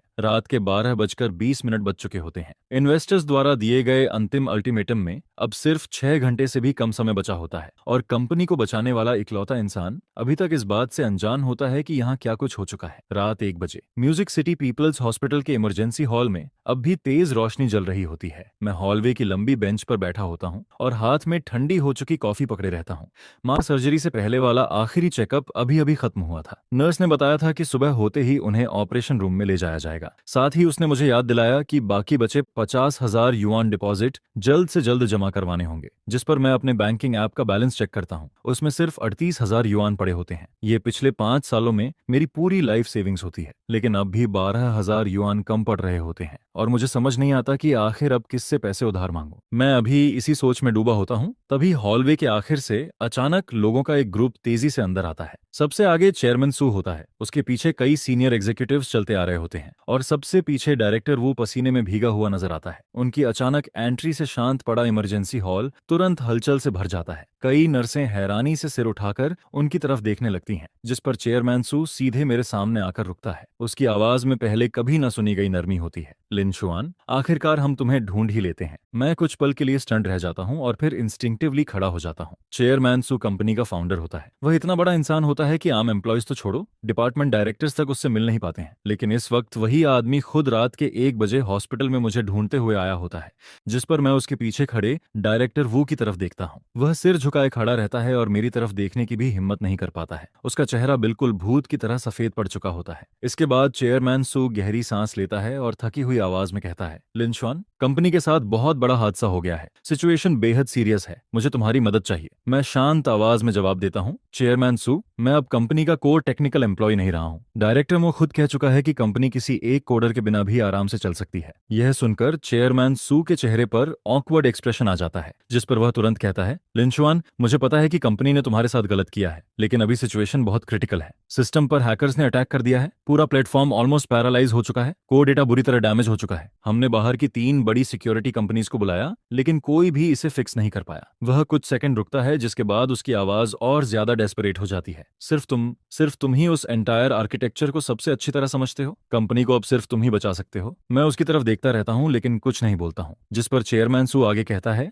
मैंने पूरी इन्वेस्टिगेशन करवाई है। इस पूरे इंसिडेंट के पीछे सिर्फ डायरेक्टर वो जिम्मेदार है। उसने तुम्हारी रिस्क वार्निंग्स इग्नोर की, जबरदस्ती सिक्योरिटी मॉड्यूल्स बंद करवाए, म्यूजिक और क्रिटिकल मोमेंट पर ब्लाइंड इंस्ट्रक्शंस देकर पूरा डेटा करप्ट करवा दिया। लिंचुआन, कंपनी ने तुम्हारे साथ गलत किया। मैं कंपनी की तरफ से तुमसे माफी मांगता हूं। यह सुनते ही डायरेक्टर वू आखिरकार सिर उठाता है। उसकी आवाज कांप रही होती है। लिंचुआन, आई एम सॉरी, ये सब मेरी गलती है। मुझे तुम्हारा प्रोजेक्ट बोनस नहीं काटना चाहिए था। मुझे तुम्हारी इंसल्ट नहीं करनी चाहिए थी, और कल रात तुम्हारी रीजनेबल कंडीशंस रिजेक्ट नहीं करनी चाहिए थी। प्लीज कंपनी को बचा लो। मैं डायरेक्टर वू को देखता हूँ। जो इंसान पहले एरोगेंट और घमंडी होकर सब पर चिल्लाता था, वही आज एक डरे हुए कुत्ते की तरह मेरे सामने भीख मांग रहा होता है। लेकिन सच कहूं, मेरे दिल में कोई खुशी नहीं होती है, सिर्फ एक अजीब सी थकान महसूस हो रही होती है। जिस पर मैं धीरे से सिर हिलाता हूं और कहता हूं, चेयरमैन सू, सुबह मेरी माँ की सर्जरी है। इस वक्त मेरे पास हॉस्पिटल फीस तक पूरी नहीं है। सच कहूं तो अभी कंपनी के बारे में सोचने की हालत में भी नहीं हूं। यह सुनते ही चेयरमैन सू तुरंत बोल पड़ता है, हॉस्पिटल फीस की चिंता मत करो, कंपनी पूरा खर्च उठाएगी, चाहे जितना पैसा लगे सब हम देंगे। मैं उसकी तरफ देखता हूं और शांत आवाज में कहता हूं, चेयरमैन सू, पिछली बार भी डायरेक्टर मो ने मुझसे बहुत प्रोमिसेस किए थे, लेकिन आखिर में क्या हुआ? मुझे मेरा राइटफुल प्रोजेक्ट बोनस तक नहीं मिला। यह सुनते ही चेयरमैन सू कुछ सेकंड के लिए चुप रह जाता है, लेकिन अगले ही पल वह मेरी बात समझ जाता है। जिस पर वह तुरंत अपने असिस्टेंट की तरफ मुड़कर कहता है, अभी के अभी कॉन्ट्रैक्ट तैयार करो, ऐसा कॉन्ट्रैक्ट जिसकी लीगल वैलिडिटी हो। करीब 10 मिनट बाद असिस्टेंट जल्दी जल्दी एक इमरजेंसी ड्राफ्टेड एग्रीमेंट लेकर वापस आता है। चेयरमैन सू वहीं खड़े खड़े उस पर साइन करता है और ऑफिशियल स्टैंप भी लगा देता है। एग्रीमेंट में साफ लिखा होता है, 80,000 युआन का पेंडिंग प्रोजेक्ट बोनस तुरंत रिलीज किया जाएगा। मेरी माँ की पूरी सर्जरी कॉस्ट कंपनी पे करेगी। इसके अलावा मुझे 1 मिलियन युआन का स्पेशल रिवॉर्ड भी दिया जाएगा, और इंसिडेंट खत्म होने के बाद लीगल रिस्पॉन्सिबिलिटी भी तय की जाएगी। जिस पर चेयरमैन सो एग्रीमेंट मेरी तरफ बढ़ाते हुए कहता है, लिंचुआन, यह कंपनी की सिंसियरिटी है। अब क्या तुम वापस आकर काम करोगे? मैं एग्रीमेंट लेकर ध्यान से पढ़ता हूँ। सब कुछ कंफर्म करने के बाद दीवार पर लगी घड़ी की तरफ देखता हूँ। रात के 1:40 बज चुके होते हैं। सुबह होने में अब सिर्फ 5 घंटे से भी कम समय बचा होता है, लेकिन मैं तुरंत हाँ नहीं कहता हूँ, बल्कि अपना फोन निकालकर उसे ऑन करता हूँ। स्क्रीन जलते ही दर्जनों अनरीड मैसेजेस लगातार पॉपअप होने लगते हैं। सारे मैसेजेस कंपनी के कॉलेग्स की तरफ से हेल्प रिक्वेस्ट्स होते हैं। मैं उन्हें तेजी से स्क्रॉल करता हूँ और कुछ ही मिनटों में पूरी सिचुएशन का रफ आइडिया समझ जाता हूँ। जिस पर मैं सिर उठाकर चेयरमैन सू की तरफ देखता हूँ और कहता हूँ, मुझे पहले सिस्टम की करंट कंडीशन जाननी होगी। डैमेज कितना सीरियस है? यह सुनते ही चेयरमैन सू तुरंत असिस्टेंट को टैबलेट खोलने का इशारा करता है, जिसमें लेटेस्ट सिस्टम इंस्पेक्शन रिपोर्ट दिखाई देने लगती है। मैं टैबलेट लेकर ध्यान से उन शॉकिंग नंबर्स को देखने लगता हूँ, और जितना ज्यादा मैं पढ़ता हूँ, मेरी आईब्रोज उतनी ही ज्यादा सिकुड़ती जाती हैं। Low level core data damage rate 67% तक पहुंच चुका होता है। कई इंपॉर्टेंट मॉड्यूल्स की इंडेक्स लाइब्रेरीज पूरी तरह केओस में बदल चुकी होती हैं। फायरवॉल में 10 से ज्यादा बड़े लूप होल्स खुल चुके होते हैं, और हैकर्स द्वारा छोड़े गए बैकडोर प्रोग्राम्स पूरे सिस्टम में फैल चुके होते हैं। यह हालत मेरी उम्मीद से भी कहीं ज्यादा खराब होती है। जिस पर मैं टैबलेट वापस चेयरमैन सू को लौटाता हूँ और शांत आवाज में कहता हूँ, चेयरमैन सू, सच बताऊं तो ये मेस इतना बड़ा है कि मैं भी 100% गारंटी नहीं दे सकता कि इसे पूरी तरह फिक्स कर पाऊंगा, और अगर फिक्स हो भी गया तब भी डेटा रिकवरी में समय लगेगा। सुबह होने से पहले सब कुछ रिस्टोर करना इम्पॉसिबल है। यह सुनते ही चेयरमैन सू का चेहरा पूरी तरह सफेद पड़ जाता है। उसके पीछे खड़े सीनियर मैनेजर्स के चेहरे पर भी साफ डिस्पेयर दिखाई देने लगता है। लेकिन मैं आगे बोलता हूँ, हालांकि अगर सिर्फ सिस्टम को दोबारा चालू करना है, हैकर्स को बाहर निकालना है और कोर डेटा को चोरी होने से बचाना है, तो ये काम मैं कर सकता हूँ, लेकिन पूरी रिकवरी में कम से कम 3 से 5 दिन लगेंगे। यह सुनते ही चेयरमैन सू ऐसे रिएक्ट करता है जैसे डूबते इंसान को आखिरी सहारा मिल गया हो। बस सिस्टम चलना चाहिए, बस डेटा सुरक्षित रहना चाहिए, इतना काफी है। मैं हॉस्पिटल रूम की तरफ देखता हूँ। माँ अब भी अंदर आराम कर रही होती हैं। जिसके बाद मैं नर्स स्टेशन तक जाता हूँ और ड्यूटी नर्स से माँ का ध्यान रखने के लिए कहता हूँ। फिर मैं मुड़कर चेयरमैन सू की तरफ देखता हूँ और शांत आवाज में बोलता हूँ, चलते हैं, वापस कंपनी चलते चलते हैं। उस समय रात के 2:10 बज रहे होते हैं। कंपनी की गाड़ियों का कन्वॉय सीधे पार्किंग बेसमेंट में जाकर रुकता है। मैं और चेयरमैन सो बिना समय बर्बाद किए सीधे R&D डिपार्टमेंट की तरफ बढ़ते हैं। पूरा ऑफिस तेज रोशनी से जगमगा रहा होता है। सारे टेक्निकल एम्प्लॉयज अब भी वहीं मौजूद होते हैं। हर किसी के चेहरे पर थकान और डिस्पेयर साफ नजर आ रहा होता है। जैसे ही ओल्ड चेन मुझे देखता है, उसकी आंखें लाल हो जाती हैं। वह भारी आवाज में कहता है, लिंशुआन, आखिरकार तुम आ ही गए। मैं सिर्फ हल्का सा सिर हिलाता हूं और सीधे सेंट्रल कंट्रोल डेस्क के सामने जाकर बैठ जाता हूं। सिस्टम मॉनिटर पर रियल टाइम स्टेटस पूरी तरह केओस में बदला हुआ होता है। मैं अपनी उंगलियां हल्की सी स्ट्रेच करता हूं, गहरी सांस लेता हूं और फिर कीबोर्ड पर तेजी से टाइपिंग शुरू कर देता हूं। सबसे पहला काम होता है हाईएस्ट एक्सेस अथॉरिटी वापस लेना, क्योंकि डायरेक्टर वो की ब्लाइंड कमांड्स ने पूरे परमिशन मैनेजमेंट सिस्टम को बुरी तरह मेस बना दिया था। मुझे पहले पूरे सिस्टम का कंट्रोल वापस लेना जरूरी था। करीब 10 मिनट बाद मैं एडमिनिस्ट्रेटर पासवर्ड सक्सेसफुली रीसेट कर देता हूं, जिसके साथ ही कोर कंट्रोल दोबारा मेरे हाथों में वापस आ जाता है। इसके बाद अगला काम डैमेज असेसमेंट का होता है। मैं जल्दी से एक स्कैनिंग कोड लिखता हूं, जो ऑटोमेटिकली सारे मॉड्यूल्स की इंटीग्रिटी चेक करना शुरू कर देता है। लेकिन स्कैन रिजल्ट रिपोर्ट से भी ज्यादा भयानक निकलता है। कुछ इंपॉर्टेंट मॉड्यूल्स पूरी तरह डिस्ट्रॉय हो चुके होते हैं, जिन्हें मजबूरन रीस्टार्ट करना पड़ेगा। यह देखकर ओल्ड चेन धीरे से मेरे पास झुककर पूछता है, लिंशुआन, क्या तुम्हें पूरा कॉन्फिडेंस है? लेकिन मैं कोई जवाब नहीं देता हूँ, सिर्फ कीबोर्ड पर लगातार टाइपिंग करता रहता हूँ। उस समय इन्वेस्टर्स की डेडलाइन में सिर्फ 4 घंटे बचे होते हैं और जो काम नॉर्मल कंडीशंस में कम से कम 2 दिन लेता, उसे मुझे कुछ घंटों में खत्म करना था। लेकिन मेरे पास अब कोई दूसरा ऑप्शन नहीं बचा था। माँ की सर्जरी कॉस्ट का इंतजाम हो चुका था, कंपनी भी अपनी सिंसियरिटी दिखा चुकी थी और सबसे जरूरी बात, ये सिस्टम मैंने खुद अपने हाथों से बनाया था। यह मेरे लिए किसी बच्चे से कम नहीं था, जिस पर इसे इस हालत में टूटते हुए देखकर मेरे अंदर एक अजीब सी बेचैनी लगातार बढ़ती जा रही होती है। मैं तुरंत ओल्ड चेन की तरफ मुड़कर कहता हूँ, कुछ भरोसेमंद लोगों को यहाँ बुलाओ, मुझे डेटा रिकवरी में असिस्टेंस चाहिए और साथ ही बैकअप सर्वर भी तैयार करो। मैं पूरी अंडरलाइंग आर्किटेक्चर दोबारा बिल्ड करने वाला हूँ। यह सुनते ही ओल्ड चेन तुरंत अरेंजमेंट्स करने निकल जाता है। वहीं दूसरी तरफ चेयरमैन सू थोड़ी दूरी पर खड़ा होकर लगातार मेरी तरफ देख रहा होता है।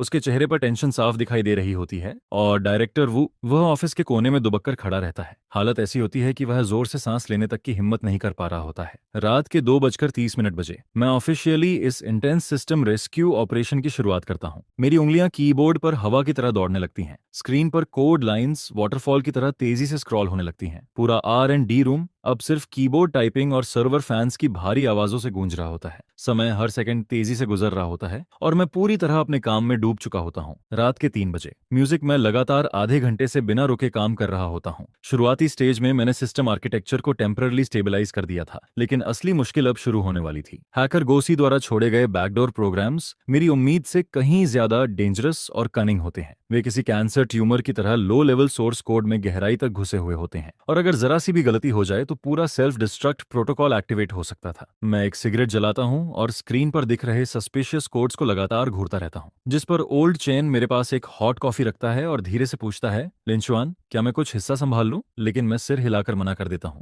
ये सारे बैकडोर प्रोग्राम्स एक दूसरे से लिंक्ड हैं। इन्हें एक फिक्स्ड सीक्वेंस में हटाना होगा, वरना चेन रिएक्शन शुरू हो जाएगा। तुम सिर्फ सर्वर लॉग मॉनिटर करो, अगर वार्निंग लिमिट क्रॉस हो तो तुरंत मुझे बताना। उसी वक्त कंप्यूटर के नीचे दाईं तरफ अचानक एक नया पॉपअप दिखाई देता है। वह सीधे हैकर गॉसी का लाइव मैसेज होता है। उसे पता चल चुका था कि कोई सिस्टम में इंटरफियर कर रहा है। मैसेज छोटा था लेकिन उसका टोन बेहद एरोगेंट होता है। तो आखिर की एक्सपर्ट सामने आ ही गया, लेकिन अफसोस अब बहुत देर हो चुकी है। तुम लोगों का पूरा यूजर डेटा अब मेरे कंट्रोल में है। हालांकि तुम्हारी स्किल्स काफी इंटरेस्टिंग हैं, इसलिए मैं तुम्हें एक मौका देता हूँ। अभी रुक जाओ, मैं रैंसम अमाउंट थोड़ा कम कर दूंगा। लेकिन मैं उसकी बात का कोई जवाब नहीं देता हूँ, सिर्फ लगातार कीबोर्ड पर टाइपिंग करता रहता हूँ। कुछ ही सेकंड बाद उसका दूसरा मैसेज आता है, ज्यादा स्मार्ट बनने की कोशिश मत करो। मैंने कोर डेटाबेस में 3 टाइम बॉम्ब्स इंस्टॉल किए हैं। अगर तुमने मेरे बैकडर्स छेड़ने की कोशिश की तो पूरा डेटाबेस फॉर्मेट हो जाएगा। यह सुनते ही पूरे ऑफिस का माहौल अचानक बेहद टेंस हो जाता है, जिस पर चेयरमैन सु घबराकर पूछता है, लिंचुआन, क्या वह सच बोल रहा है? मैं बिना सिर उठाए जवाब देता हूँ, हाँ, लेकिन उसने सिर्फ आधा सच बताया है। मेरी उंगलियां तेजी से कीबोर्ड पर चलती रहती हैं। उसने 3 नहीं बल्कि 5 टाइम बॉम्ब्स लगाए हैं और उनके ट्रिगर कंडीशंस उसकी बात से कहीं ज्यादा कॉम्प्लिकेटेड है। यह सुनते ही चेयरमैन सु गहरी सांस खींचता है और घबराकर पूछता है, तो अब क्या करेंगे?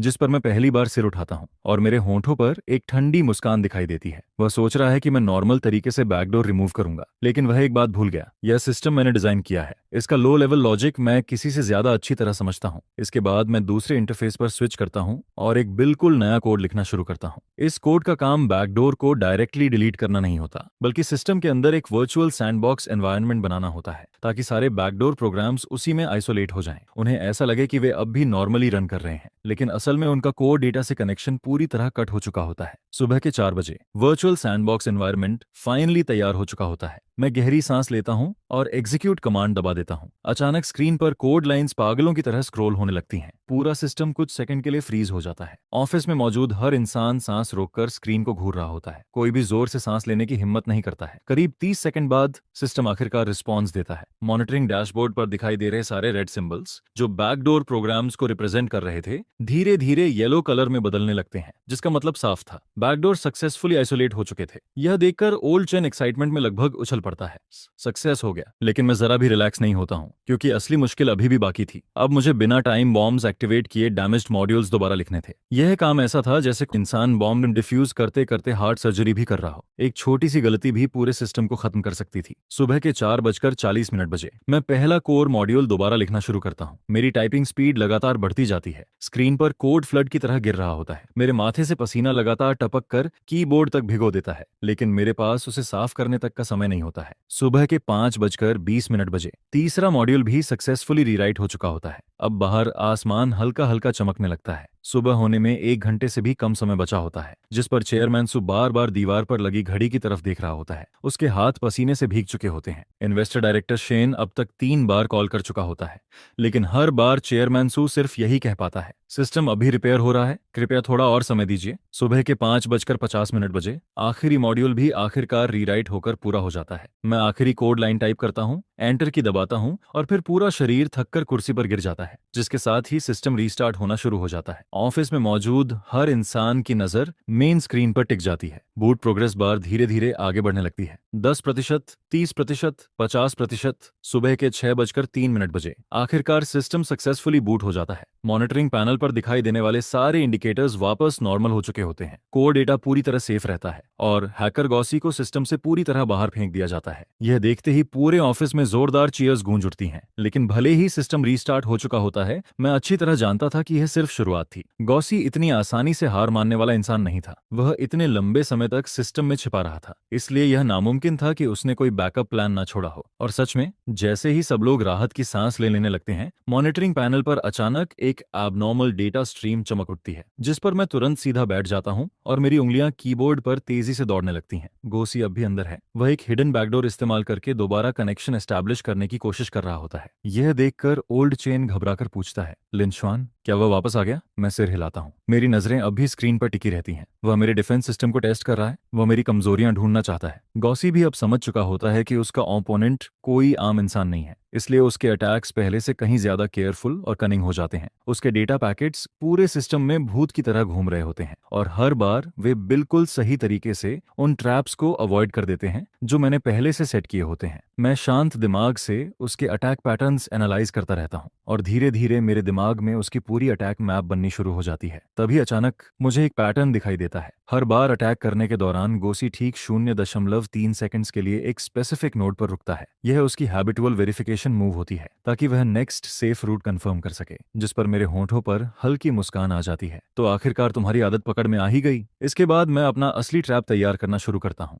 मैं उसी नोड पर एक बेट छोड़ देता हूँ, जिसे मैं सिस्टम की फेक वीकनेस की तरह डिस्गाइज करता हूँ, ताकि गोसी खुद उसमें फंस जाए। सुबह के 6:20 बजे गोसी आखिरकार जाल में फंस जाता है। म्यूजिक उसका अटैक प्रोग्राम सीधे बेट नोड में घुस जाता है और उसी वक्त मेरा ट्रेस कोड एक्टिवेट हो जाता है। यह कोड चुपचाप उसके डेटा पैकेट से अटैच हो जाता है, बिल्कुल किसी जीपीएस ट्रैकर की तरह, जिसका काम उसकी रियल लोकेशन ट्रेस करना होता है। लेकिन गॉसी का रिएक्शन भी बेहद तेज होता है। उसे तुरंत कुछ गड़बड़ महसूस हो जाती है और वह तेजी से अलग अलग सर्वरस पर जंप करना शुरू कर देता है, ताकि ट्रेस से बच सके। मेरी स्क्रीन पर उसका एस्केप रूट लगातार दिखाई देने लगता है। पहले डोमेस्टिक सर्वर, फिर जापान, उसके बाद अमेरिका और फिर यूरोप। पूरा सीन किसी ग्लोबल साइबर चेस जैसा लगने लगता है। यह देखकर ओल्ड चेन शॉक्ड होकर बोल पड़ता है, यह तो बहुत तेजी से भाग रहा है। लेकिन मैं कोई जवाब नहीं देता हूँ, सिर्फ लगातार टाइपिंग करता रहता हूँ, क्योंकि मेरे ट्रेसिंग कोड में पहले से एक स्पेशल प्रिडिक्शन एल्गोरिदम मौजूद होता है जो गोसी के अगले जंप नोड को पहले ही कैलकुलेट कर लेता है और वहां पहले से इंटरसेप्शन प्रोग्राम डिप्लॉय कर देता है। सुबह के 6:35 बजे आखिरकार गोसी की स्पीड धीमी पड़ने लगती है। शायद उसे लगने लगता है कि वह ट्रेस से बच चुका है और इसी वजह से उसकी सावधानी कम होने लगती है। लेकिन यही वह पल होता है जिसका मैं इंतजार कर रहा था। मेरे इंटरसेप्शन प्रोग्राम को आखिरकार उसका रियल आईपी एड्रेस मिल जाता है। स्क्रीन पर नंबर्स की एक लंबी लाइन चमक उठती है। वह साउथ ईस्ट एशिया के किसी देश का रियल सर्वर एड्रेस होता है,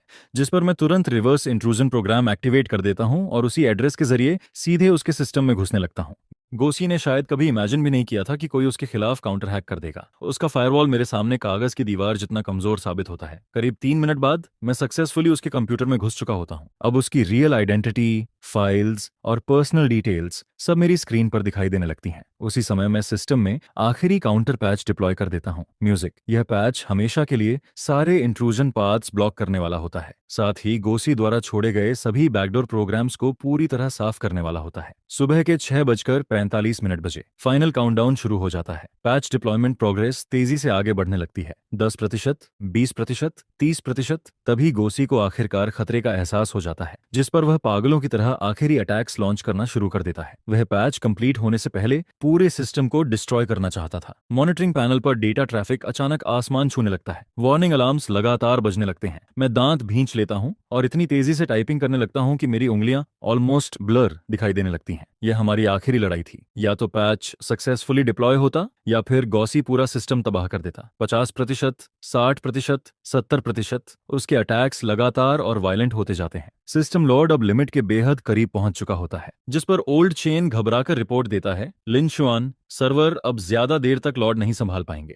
मैं गहरी सांस लेकर कहता हूं, बस 1 मिनट और, सिर्फ 1 मिनट। 80%, 90%। सुबह के 6:58 बजे इन्वेस्टर्स की डेडलाइन में अब सिर्फ 2 मिनट बाकी होते हैं। लेकिन उसी वक्त पैच डिप्लॉयमेंट अचानक 95% पर रुक जाता है। पूरा सिस्टम कुछ सेकंड के लिए फ्रीज हो जाता है। ऑफिस में मौजूद हर इंसान का दिल जैसे गले में अटक जाता है। चेयरमैन सू दोनों हाथ कसकर पकड़ लेता है। उसकी हथेलियां पसीने से भीग चुकी होती हैं। अचानक स्क्रीन पूरी तरह ब्लैक हो जाती है और अगले ही पल तेज रोशनी के साथ दोबारा ऑन होती है, जिसके साथ प्रोग्रेस बार सीधा जंप करके 100% पर पहुंच जाती है। Patch deployment successful. उसी पल गोसी के सारे कनेक्शंस जबरदस्ती टर्मिनेट कर दिए जाते हैं। उसके छोड़े हुए सारे बैकडोर प्रोग्राम्स पूरी तरह डिलीट हो जाते हैं और system finally absolute safe state में वापस आ जाता है। ठीक सुबह के 7 बजे क्षितिज से सूरज निकलना शुरू हो जाता है। उसकी रोशनी खिड़कियों से होकर पूरे ऑफिस में फैल जाती है, जिस पर मैं पूरी तरह थक कर कुर्सी पर गिर जाता हूँ। ऐसा लग रहा होता है जैसे मेरे शरीर की सारी ताकत खत्म हो चुकी हो। लेकिन आखिरकार यह नाइटमेयर खत्म हो चुका था। मॉनिटरिंग डैशबोर्ड पर सारे इंडिकेटर्स फिर से ग्रीन दिखाई दे रहे होते हैं। सर्वर स्टेबल चलते रहते हैं। डेटाबेस भी बिना किसी नुकसान के सुरक्षित बच चुका होता है। और तभी पूरे ऑफिस में थंडर जैसी चीयरिंग गूंज उठती है। कुछ लोग एक्साइटमेंट में एक दूसरे को गले लगाने लगते हैं, तो कुछ लोग सीधे जमीन पर बैठकर रोने लगते हैं। जिस पर चेयरमैन सो तेजी से मेरी तरफ आता है और दोनों हाथों से मेरा हाथ पकड़ लेता है। उसकी आवाज भावनाओं से कांप रही होती है। लिन शुआन,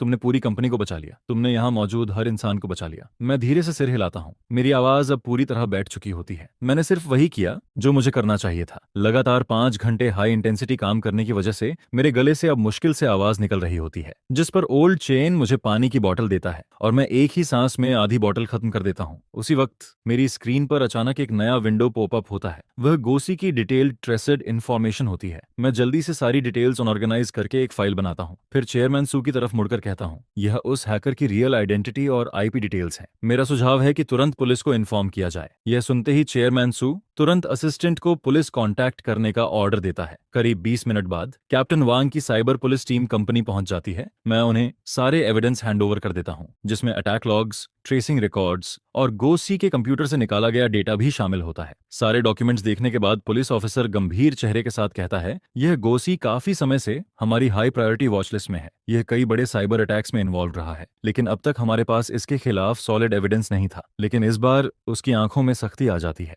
अब हमारे पास पक्के सबूत हैं। हम तुरंत इंटरनेशनल अथॉरिटीज के साथ मिलकर इसे गिरफ्तार करेंगे। सिक्योरिटी इश्यू को हैंडल करने के बाद मैं टाइम देखता हूं और सुबह के 7:40 बज चुके होते हैं, जिस पर मुझे याद आता है कि 8 बजे माँ को ऑपरेशन रूम में जाना है। फिर मैं जल्दी से हॉस्पिटल वापस जाने के लिए निकलने लगता हूँ। तभी चेयरमैन सू मुझे आवाज देकर रोकता है, लिंचुआन, 1 मिनट रुको। जिस पर वो कॉर्नर में खड़े डायरेक्टर वू की तरफ मुड़ता है और ठंडी आवाज में कहता है, डायरेक्टर वू, इस पल से तुम्हें कंपनी से ऑफिशियली निकाल दिया जाता है। यह सुनते डायरेक्टर वू का पूरा शरीर कांपने लगता है और वो सीधे जमीन पर गिर पड़ता है। फिर चेयरमैन सूस आगे कहता है, इस इंसिडेंट की वजह से कंपनी को सीधे 300 मिलियन युआन से ज्यादा का नुकसान हुआ है, जिस पर मैं लीगल प्रोसीजर शुरू करूंगा और तुम्हारे ऊपर सिविल और क्रिमिनल दोनों चार्जेस लगाए जाएंगे। तुम्हारी इग्नोरेंस और एरोगेंस ने ऑलमोस्ट पूरी कंपनी को बर्बाद कर दिया था। यह सुनकर डायरेक्टर वू का चेहरा बिल्कुल सफेद पड़ जाता है। उसके होंठ कांपते हैं, जैसे वो खुद को एक्सप्लेन करना चाहता हो, लेकिन आखिर में उसके मुंह से एक शब्द भी नहीं निकल पाता। फिर वो किसी तरह लड़खड़ाते हुए उठता है और मेरे सामने आकर अचानक घुटनों के बल गिर जाता है। लिंचुआन, मुझसे गलती हो गई, मैं सच में गलत था। प्लीज मेरी तरफ से एक बार बोल दो। मेरे ऊपर बूढ़े माँ बाप हैं, नीचे बच्चे हैं, मैं ऐसे खत्म नहीं हो सकता। मैं डायरेक्टर वू को जमीन पर घुटनों के बल पड़े देखता हूँ। वही आदमी जिसने सबके सामने मुझे इंसल्ट किया था, आज एक कुत्ते की तरह भीख मांगता नजर आता है। लेकिन सच कहूँ, मेरे दिल में जरा भी सेटिस्फैक्शन फील नहीं होता, सिर्फ एक अजीब सी एम्प्टीनेस महसूस होती है। जिस पर मैं शांत आवाज में कहता हूँ, डायरेक्टर वू, ऐसा नहीं है कि मैं आपकी मदद नहीं करना चाहता, बल्कि आपने खुद अपनी आखिरी राह बंद कर दी थी। जिस पल आपने रिस्क वार्निंग को इग्नोर किया, जिस पल आपने सिक्योरिटी मॉड्यूल को जबरदस्ती बंद करवाया और जिस पल आपने आधी रात में ब्लाइंड कमांड देकर डेटा डैमेज करवाया, उसी वक्त आपका एंडिंग तय हो चुका था। यह सुनकर वो पूरी तरह टूट जाता है। फिर मैं वहां से जाने लगता हूँ, लेकिन 2 कदम चलने के बाद रुक जाता हूँ और पीछे मुड़कर उसे देखता हूँ। और हाँ, आपको सुबह ट्रेनिंग सेशन में कही अपनी बात याद है। आपने कहा था कि कंपनी रूल्स किसी के लिए नहीं बदलते, सिस्टम किसी लो लेवल एम्प्लॉय की वजह से ब्रेक नहीं किया जा सकता। अब वही सिस्टम आपके लिए भी एक्सेप्शन नहीं बनाएगा। जिस पर डायरेक्टर वो वहीं जमीन पर बैठ जाता है और पूरी तरह कोलैप्स हो जाता है। इसके बाद चेयरमैन सू मेरे पास आता है और गंभीर आवाज में कहता है, लिंचुआन, कंपनी ने फैसला किया है कि तुम्हें सीटीओ अपॉइंट किया जाए। तुम्हारी एनुअल सैलरी 2 मिलियन युआन होगी, साथ में 2% स्टॉक ऑप्शन भी मिलेगा, और जो 1 मिलियन युआन बोनस प्रॉमिस किया गया था, वो आज दोपहर तक तुम्हारे अकाउंट में ट्रांसफर कर दिया जाएगा। तुम्हारी माँ का पूरा मेडिकल एक्सपेंस भी कंपनी कवर करेगी। मैं सिर हिलाकर कहता हूँ, चेयरमैन सू, ट्रस्ट करने के लिए धन्यवाद, लेकिन बाकी बातें माँ की सर्जरी के बाद करेंगे। फिर मैं कंपनी बिल्डिंग से बाहर निकलता हूँ। बाहर की सुबह की धूप चेहरे पर पड़ती है, जो काफी गर्म और सुकून देने वाली लगती है। जिस पर मैं फोन निकालकर माँ को कॉल करता हूँ और कहता हूँ कि हॉस्पिटल फीस का इंतजाम हो चुका है, इसलिए वो टेंशन छोड़कर सर्जरी की तैयारी करें। फोन की दूसरी तरफ माँ की आवाज भर्रा जाती है, बेटा, क्या तुमने फिर से कहीं से पैसे उधार लिए हैं? माँ अब और बर्डन नहीं बनना चाहती। जिस पर मैं हल्की मुस्कान के साथ कहता हूँ, माँ चिंता मत करो, ये मेरा लीगल बोनस है, सब कुछ सही तरीके से मिला है, आप बस आराम से इलाज करवाइए। जब आप डिस्चार्ज हो जाएंगी तब हम एक बड़े घर में शिफ्ट होंगे, जहां आप और बेटी दोनों आराम से रह पाएंगे। कॉल खत्म करने के बाद मैं एक टैक्सी पकड़ता हूँ और सीधे हॉस्पिटल की तरफ निकल जाता हूँ। बाहर सिटी धीरे धीरे जागती नजर आती है, रोड्स पर लोग और गाड़ियां बढ़ने लगती हैं। फिर मैं सीट पर सिर टिकाकर आंखें बंद कर लेता हूँ और पिछले कुछ दिनों की सारी बातें दिमाग में घूमने लगती हैं। सबके सामने प्रोजेक्ट बोनस कटना, फिर बिना मोटिवेशन के काम करना, उसके बाद कंपनी क्राइसिस और आखिर में पूरा सिचुएशन पलट देना। ये सब किसी अजीब ड्रामा की तरह लगता है, लेकिन इसका एंडिंग आखिरकार अच्छा निकलता है। 3 दिन बाद माँ की सर्जरी पूरी तरह सक्सेसफुल हो जाती है, जिस पर डॉक्टर कहते हैं कि रिकवरी काफी अच्छी चल रही है और बस 1 हफ्ते की ऑब्जर्वेशन के बाद डिस्चार्ज मिल जाएगा। मैं हॉस्पिटल रूम में माँ के पास बैठा होता हूँ और उनके चेहरे पर वापस लौटी लालिमा को देखता हूँ, जिस पर मेरे दिल का सबसे बड़ा बोझ आखिरकार उतर जाता है। तभी फोन वाइब्रेट करता है। बैंक अकाउंट में 1 million yuan bonus, 80,000 yuan project reward और इस महीने की पूरी सैलरी ट्रांसफर हो चुकी होती है। मैं उन नंबर्स को देखता हूँ और पिछले 5 सालों में पहली बार महसूस करता हूँ कि मेरी मेहनत का सच में रिवॉर्ड मिला है। फिर माँ आंखें खोलती हैं और मेरा हाथ पकड़कर धीरे से कहती हैं, बेटा, मैंने नर्स से सुना कि तुम्हारा प्रमोशन हो गया। मैं मुस्कुराकर सिर हिलाता हूँ, हाँ माँ, अब मैं कंपनी का सीटीओ हूँ, अब रात रात भर ओवरटाइम नहीं करना पड़ेगा। यह सुनकर माँ की आंखें लाल हो जाती हैं। इन सालों में तुमने बहुत तकलीफ झेली है, अकेले इतना प्रेशर उठाया। जिस पर मैं उनका हाथ पकड़कर कहता हूँ, माँ, अब जिंदगी और बेहतर होगी। जब आप डिस्चार्ज हो जाएंगी तब हम नए घर में शिफ्ट करेंगे। मैंने 3 बेडरूम वाला अपार्टमेंट देख लिया है, बेटी के स्कूल के भी पास है और आपका खुद का रूम भी होगा। उस दोपहर चेयरमैन सू कुछ सीनियर एग्जीक्यूटिव्स के साथ हॉस्पिटल आता है। वो लोग काफी सारे सप्लीमेंट्स और फ्लावर्स लेकर आते हैं और माँ की हेल्थ के बारे में बड़े ध्यान से पूछते हैं। फिर चेयरमैन सू मुझे अलग ले जाकर कहता है, पुलिस की तरफ से खबर आई है कि हैकर को साउथ ईस्ट एशिया के एक देश में पकड़ लिया गया है। अभी एक्स्ट्राडिशन प्रोसेस चल रहा है। इसके बाद वो बताते हैं कि डायरेक्टर वू के खिलाफ कंपनी ने सीरियस वायलेशन का केस फाइल कर दिया है। कोर्ट ने उसकी सारी प्रॉपर्टी फ्रीज कर दी है। शुरुआती एस्टिमेट के हिसाब से उसे कम से कम 50 मिलियन युआन कंपेंसेशन देना पड़ेगा। उसकी जिंदगी लगभग खत्म हो चुकी है। यह सुनकर मैं सिर्फ सिर हिलाता हूँ। डायरेक्टर वू का यह अंत उसने खुद चुना था, इसमें किसी और की गलती नहीं थी। 1 हफ्ते बाद माँ सेफली डिस्चार्ज हो जाती हैं। हैं। फिर मैं अपनी नई कार लेकर माँ और बेटी को नया घर दिखाने जाता हूँ। बेटी एक्साइटमेंट में हर कमरे में दौड़ती फिरती है। वहीं माँ बालकनी में खड़ी नीचे के पार्क को देखती हैं और उनकी आंखें नम हो जाती हैं। अगले दिन शिफ्टिंग शुरू होती है। लाओ चेन कुछ कॉलीग्स के साथ मदद करने आता है। सबको पता होता है कि इन दिनों मैंने क्या क्या झेला है, जिस पर हर किसी के चेहरे पर सच्ची खुशी दिखाई देती है। फिर लाओ चेन मेरे कंधे पर हाथ रखकर कहता है, लिंचुआन, तुम सबसे बेहतरीन प्रोग्रामर हो जिसे मैंने कभी देखा है, और सबसे ज्यादा गट्स वाले इंसान भी। उस रात मैं नए घर की बालकनी में खड़ा होकर इस शहर की हजारों लाइट्स को देखता हूँ। तभी फोन पर एक न्यूज नोटिफिकेशन आता है। इन्वेस्टर शेन इंटरव्यू में कहता है कि इस क्राइसिस ने उसे कंपनी की असली टेक्निकल स्ट्रेंथ और क्राइसिस हैंडलिंग कैपेबिलिटी दिखा दी। मैं फोन बंद करता हूँ और वापस लिविंग रूम में लौट आता हूँ। बेटी होमवर्क कर रही होती है जबकि माँ किचन में बिजी होती है, जिस पर मुझे महसूस होता है कि यह घर आखिरकार सच में एक फैमिली होम बन चुका है। अगले दिन जब मैं ऑफिस पहुंचता हूं, तब रिसेप्शनिस्ट सम्मान के साथ कहती है, गुड मॉर्निंग बॉस लिन। एलिवेटर में मिलने वाले कॉलीग्स भी खुद आगे बढ़कर ग्रीट करते हैं। उनकी आंखों में साफ रिस्पेक्ट दिखाई देती है। मैं समझ जाता हूं कि यह रिस्पेक्ट सिर्फ मेरे पोजीशन की वजह से नहीं है, बल्कि उस रात की वजह से है जब मैंने पूरी ताकत लगाकर कंपनी को बचाया था। फिर मैं अपने ऑफिस में पहुंचता हूं। डेस्क पर नई टेक्निकल प्लानिंग फाइल रखी होती है। यह वही प्लान होता है जिसे चेयरमैन सू ने मुझे तैयार करने को कहा था, जिस पर मैं कंप्यूटर चालू करता हूं और ध्यान से उसे रिव्यू करना शुरू करता हूं। इस बार मैं कोई लो लेवल एम्प्लॉय नहीं हूं जिसे कोई भी दबा सके, बल्कि अब मैं वह इंसान हूं जिसके हाथ में असली डिसीजन मेकिंग पावर होती है। दोपहर के समय मुझे एक खास ईमेल मिलता है, जिस पर सेंडर का नाम देखकर मैं थोड़ा रुक जाता हूं। वह गोसी होता है, यानी वही हैकर जिसे पकड़ लिया गया था। ईमेल काफी छोटा होता है। तुम सबसे ताकतवर ओपोनेंट हो जिससे मैं कभी मिला हूं। टेक्निकल स्किल्स के मामले में मैं पूरी तरह हार मानता हूं। अगर कभी मौका मिला तो सच में तुमसे आमने सामने बैठकर बात करना चाहूंगा। मैं पूरा ईमेल पढ़ता हूं, लेकिन कोई रिप्लाई नहीं करता और सीधे उसे डिलीट कर देता हूं, क्योंकि कुछ लोग और कुछ बातें एक बार खत्म हो जाएं तो उन्हें वहीं खत्म रहने देना ही बेहतर होता है। ऑफिस खत्म होने से पहले चेयरमैन सुबह मुझे अपने ऑफिस में बुलाता है। फिर वो मुझे एक डॉक्यूमेंट थमाता है। यह कंपनी का नया टेक्निकल मैनेजमेंट सिस्टम है। मैंने इसे तुम्हारे सुझावों के हिसाब से मॉडिफाई करवाया है। अब से हर टेक्निकल डिसीजन सीटीओ अप्रूवल के बिना पास नहीं होगा और किसी को भी जबरदस्ती इंटरफियर करने की परमिशन नहीं होगी। जिस पर मैं डॉक्यूमेंट हाथ में लेकर ध्यान से पढ़ता हूं और संतुष्टि से सिर हिलाता हूं। अगर यह सिस्टम पहले लागू हुआ होता तो शायद वह डिजास्टर कभी हुआ ही नहीं होता। शाम होने लगती है और इस बार मैं टाइम पर ऑफिस से निकलता हूं। जब मैं कंपनी बिल्डिंग से बाहर आता हूं, तब डूबते सूरज की रोशनी पूरे आसमान को सुनहरे रंग में बदलती नजर आती है। फिर मैं फोन निकालकर माँ को कॉल करता हूँ और पूछता हूँ, माँ आज रात खाने में क्या बनाना है। जिस पर फोन के दूसरी तरफ माँ हंसते हुए कहती हैं, तू बस जल्दी घर आ जा, कुछ भी खा लेंगे। वैसे माँ ने तेरा पसंदीदा ब्रेस्ट पोर्क बना लिया है। यह सुनकर मेरे चेहरे पर हल्की मुस्कान आ जाती है और मेरे कदम अपने आप तेज हो जाते हैं। लेकिन इस बार मैं इसलिए तेजी से नहीं भाग रहा होता कि ऑफिस लेट ना हो जाऊं, बल्कि इसलिए क्योंकि घर पर अब कोई मेरा इंतजार कर रहा होता है।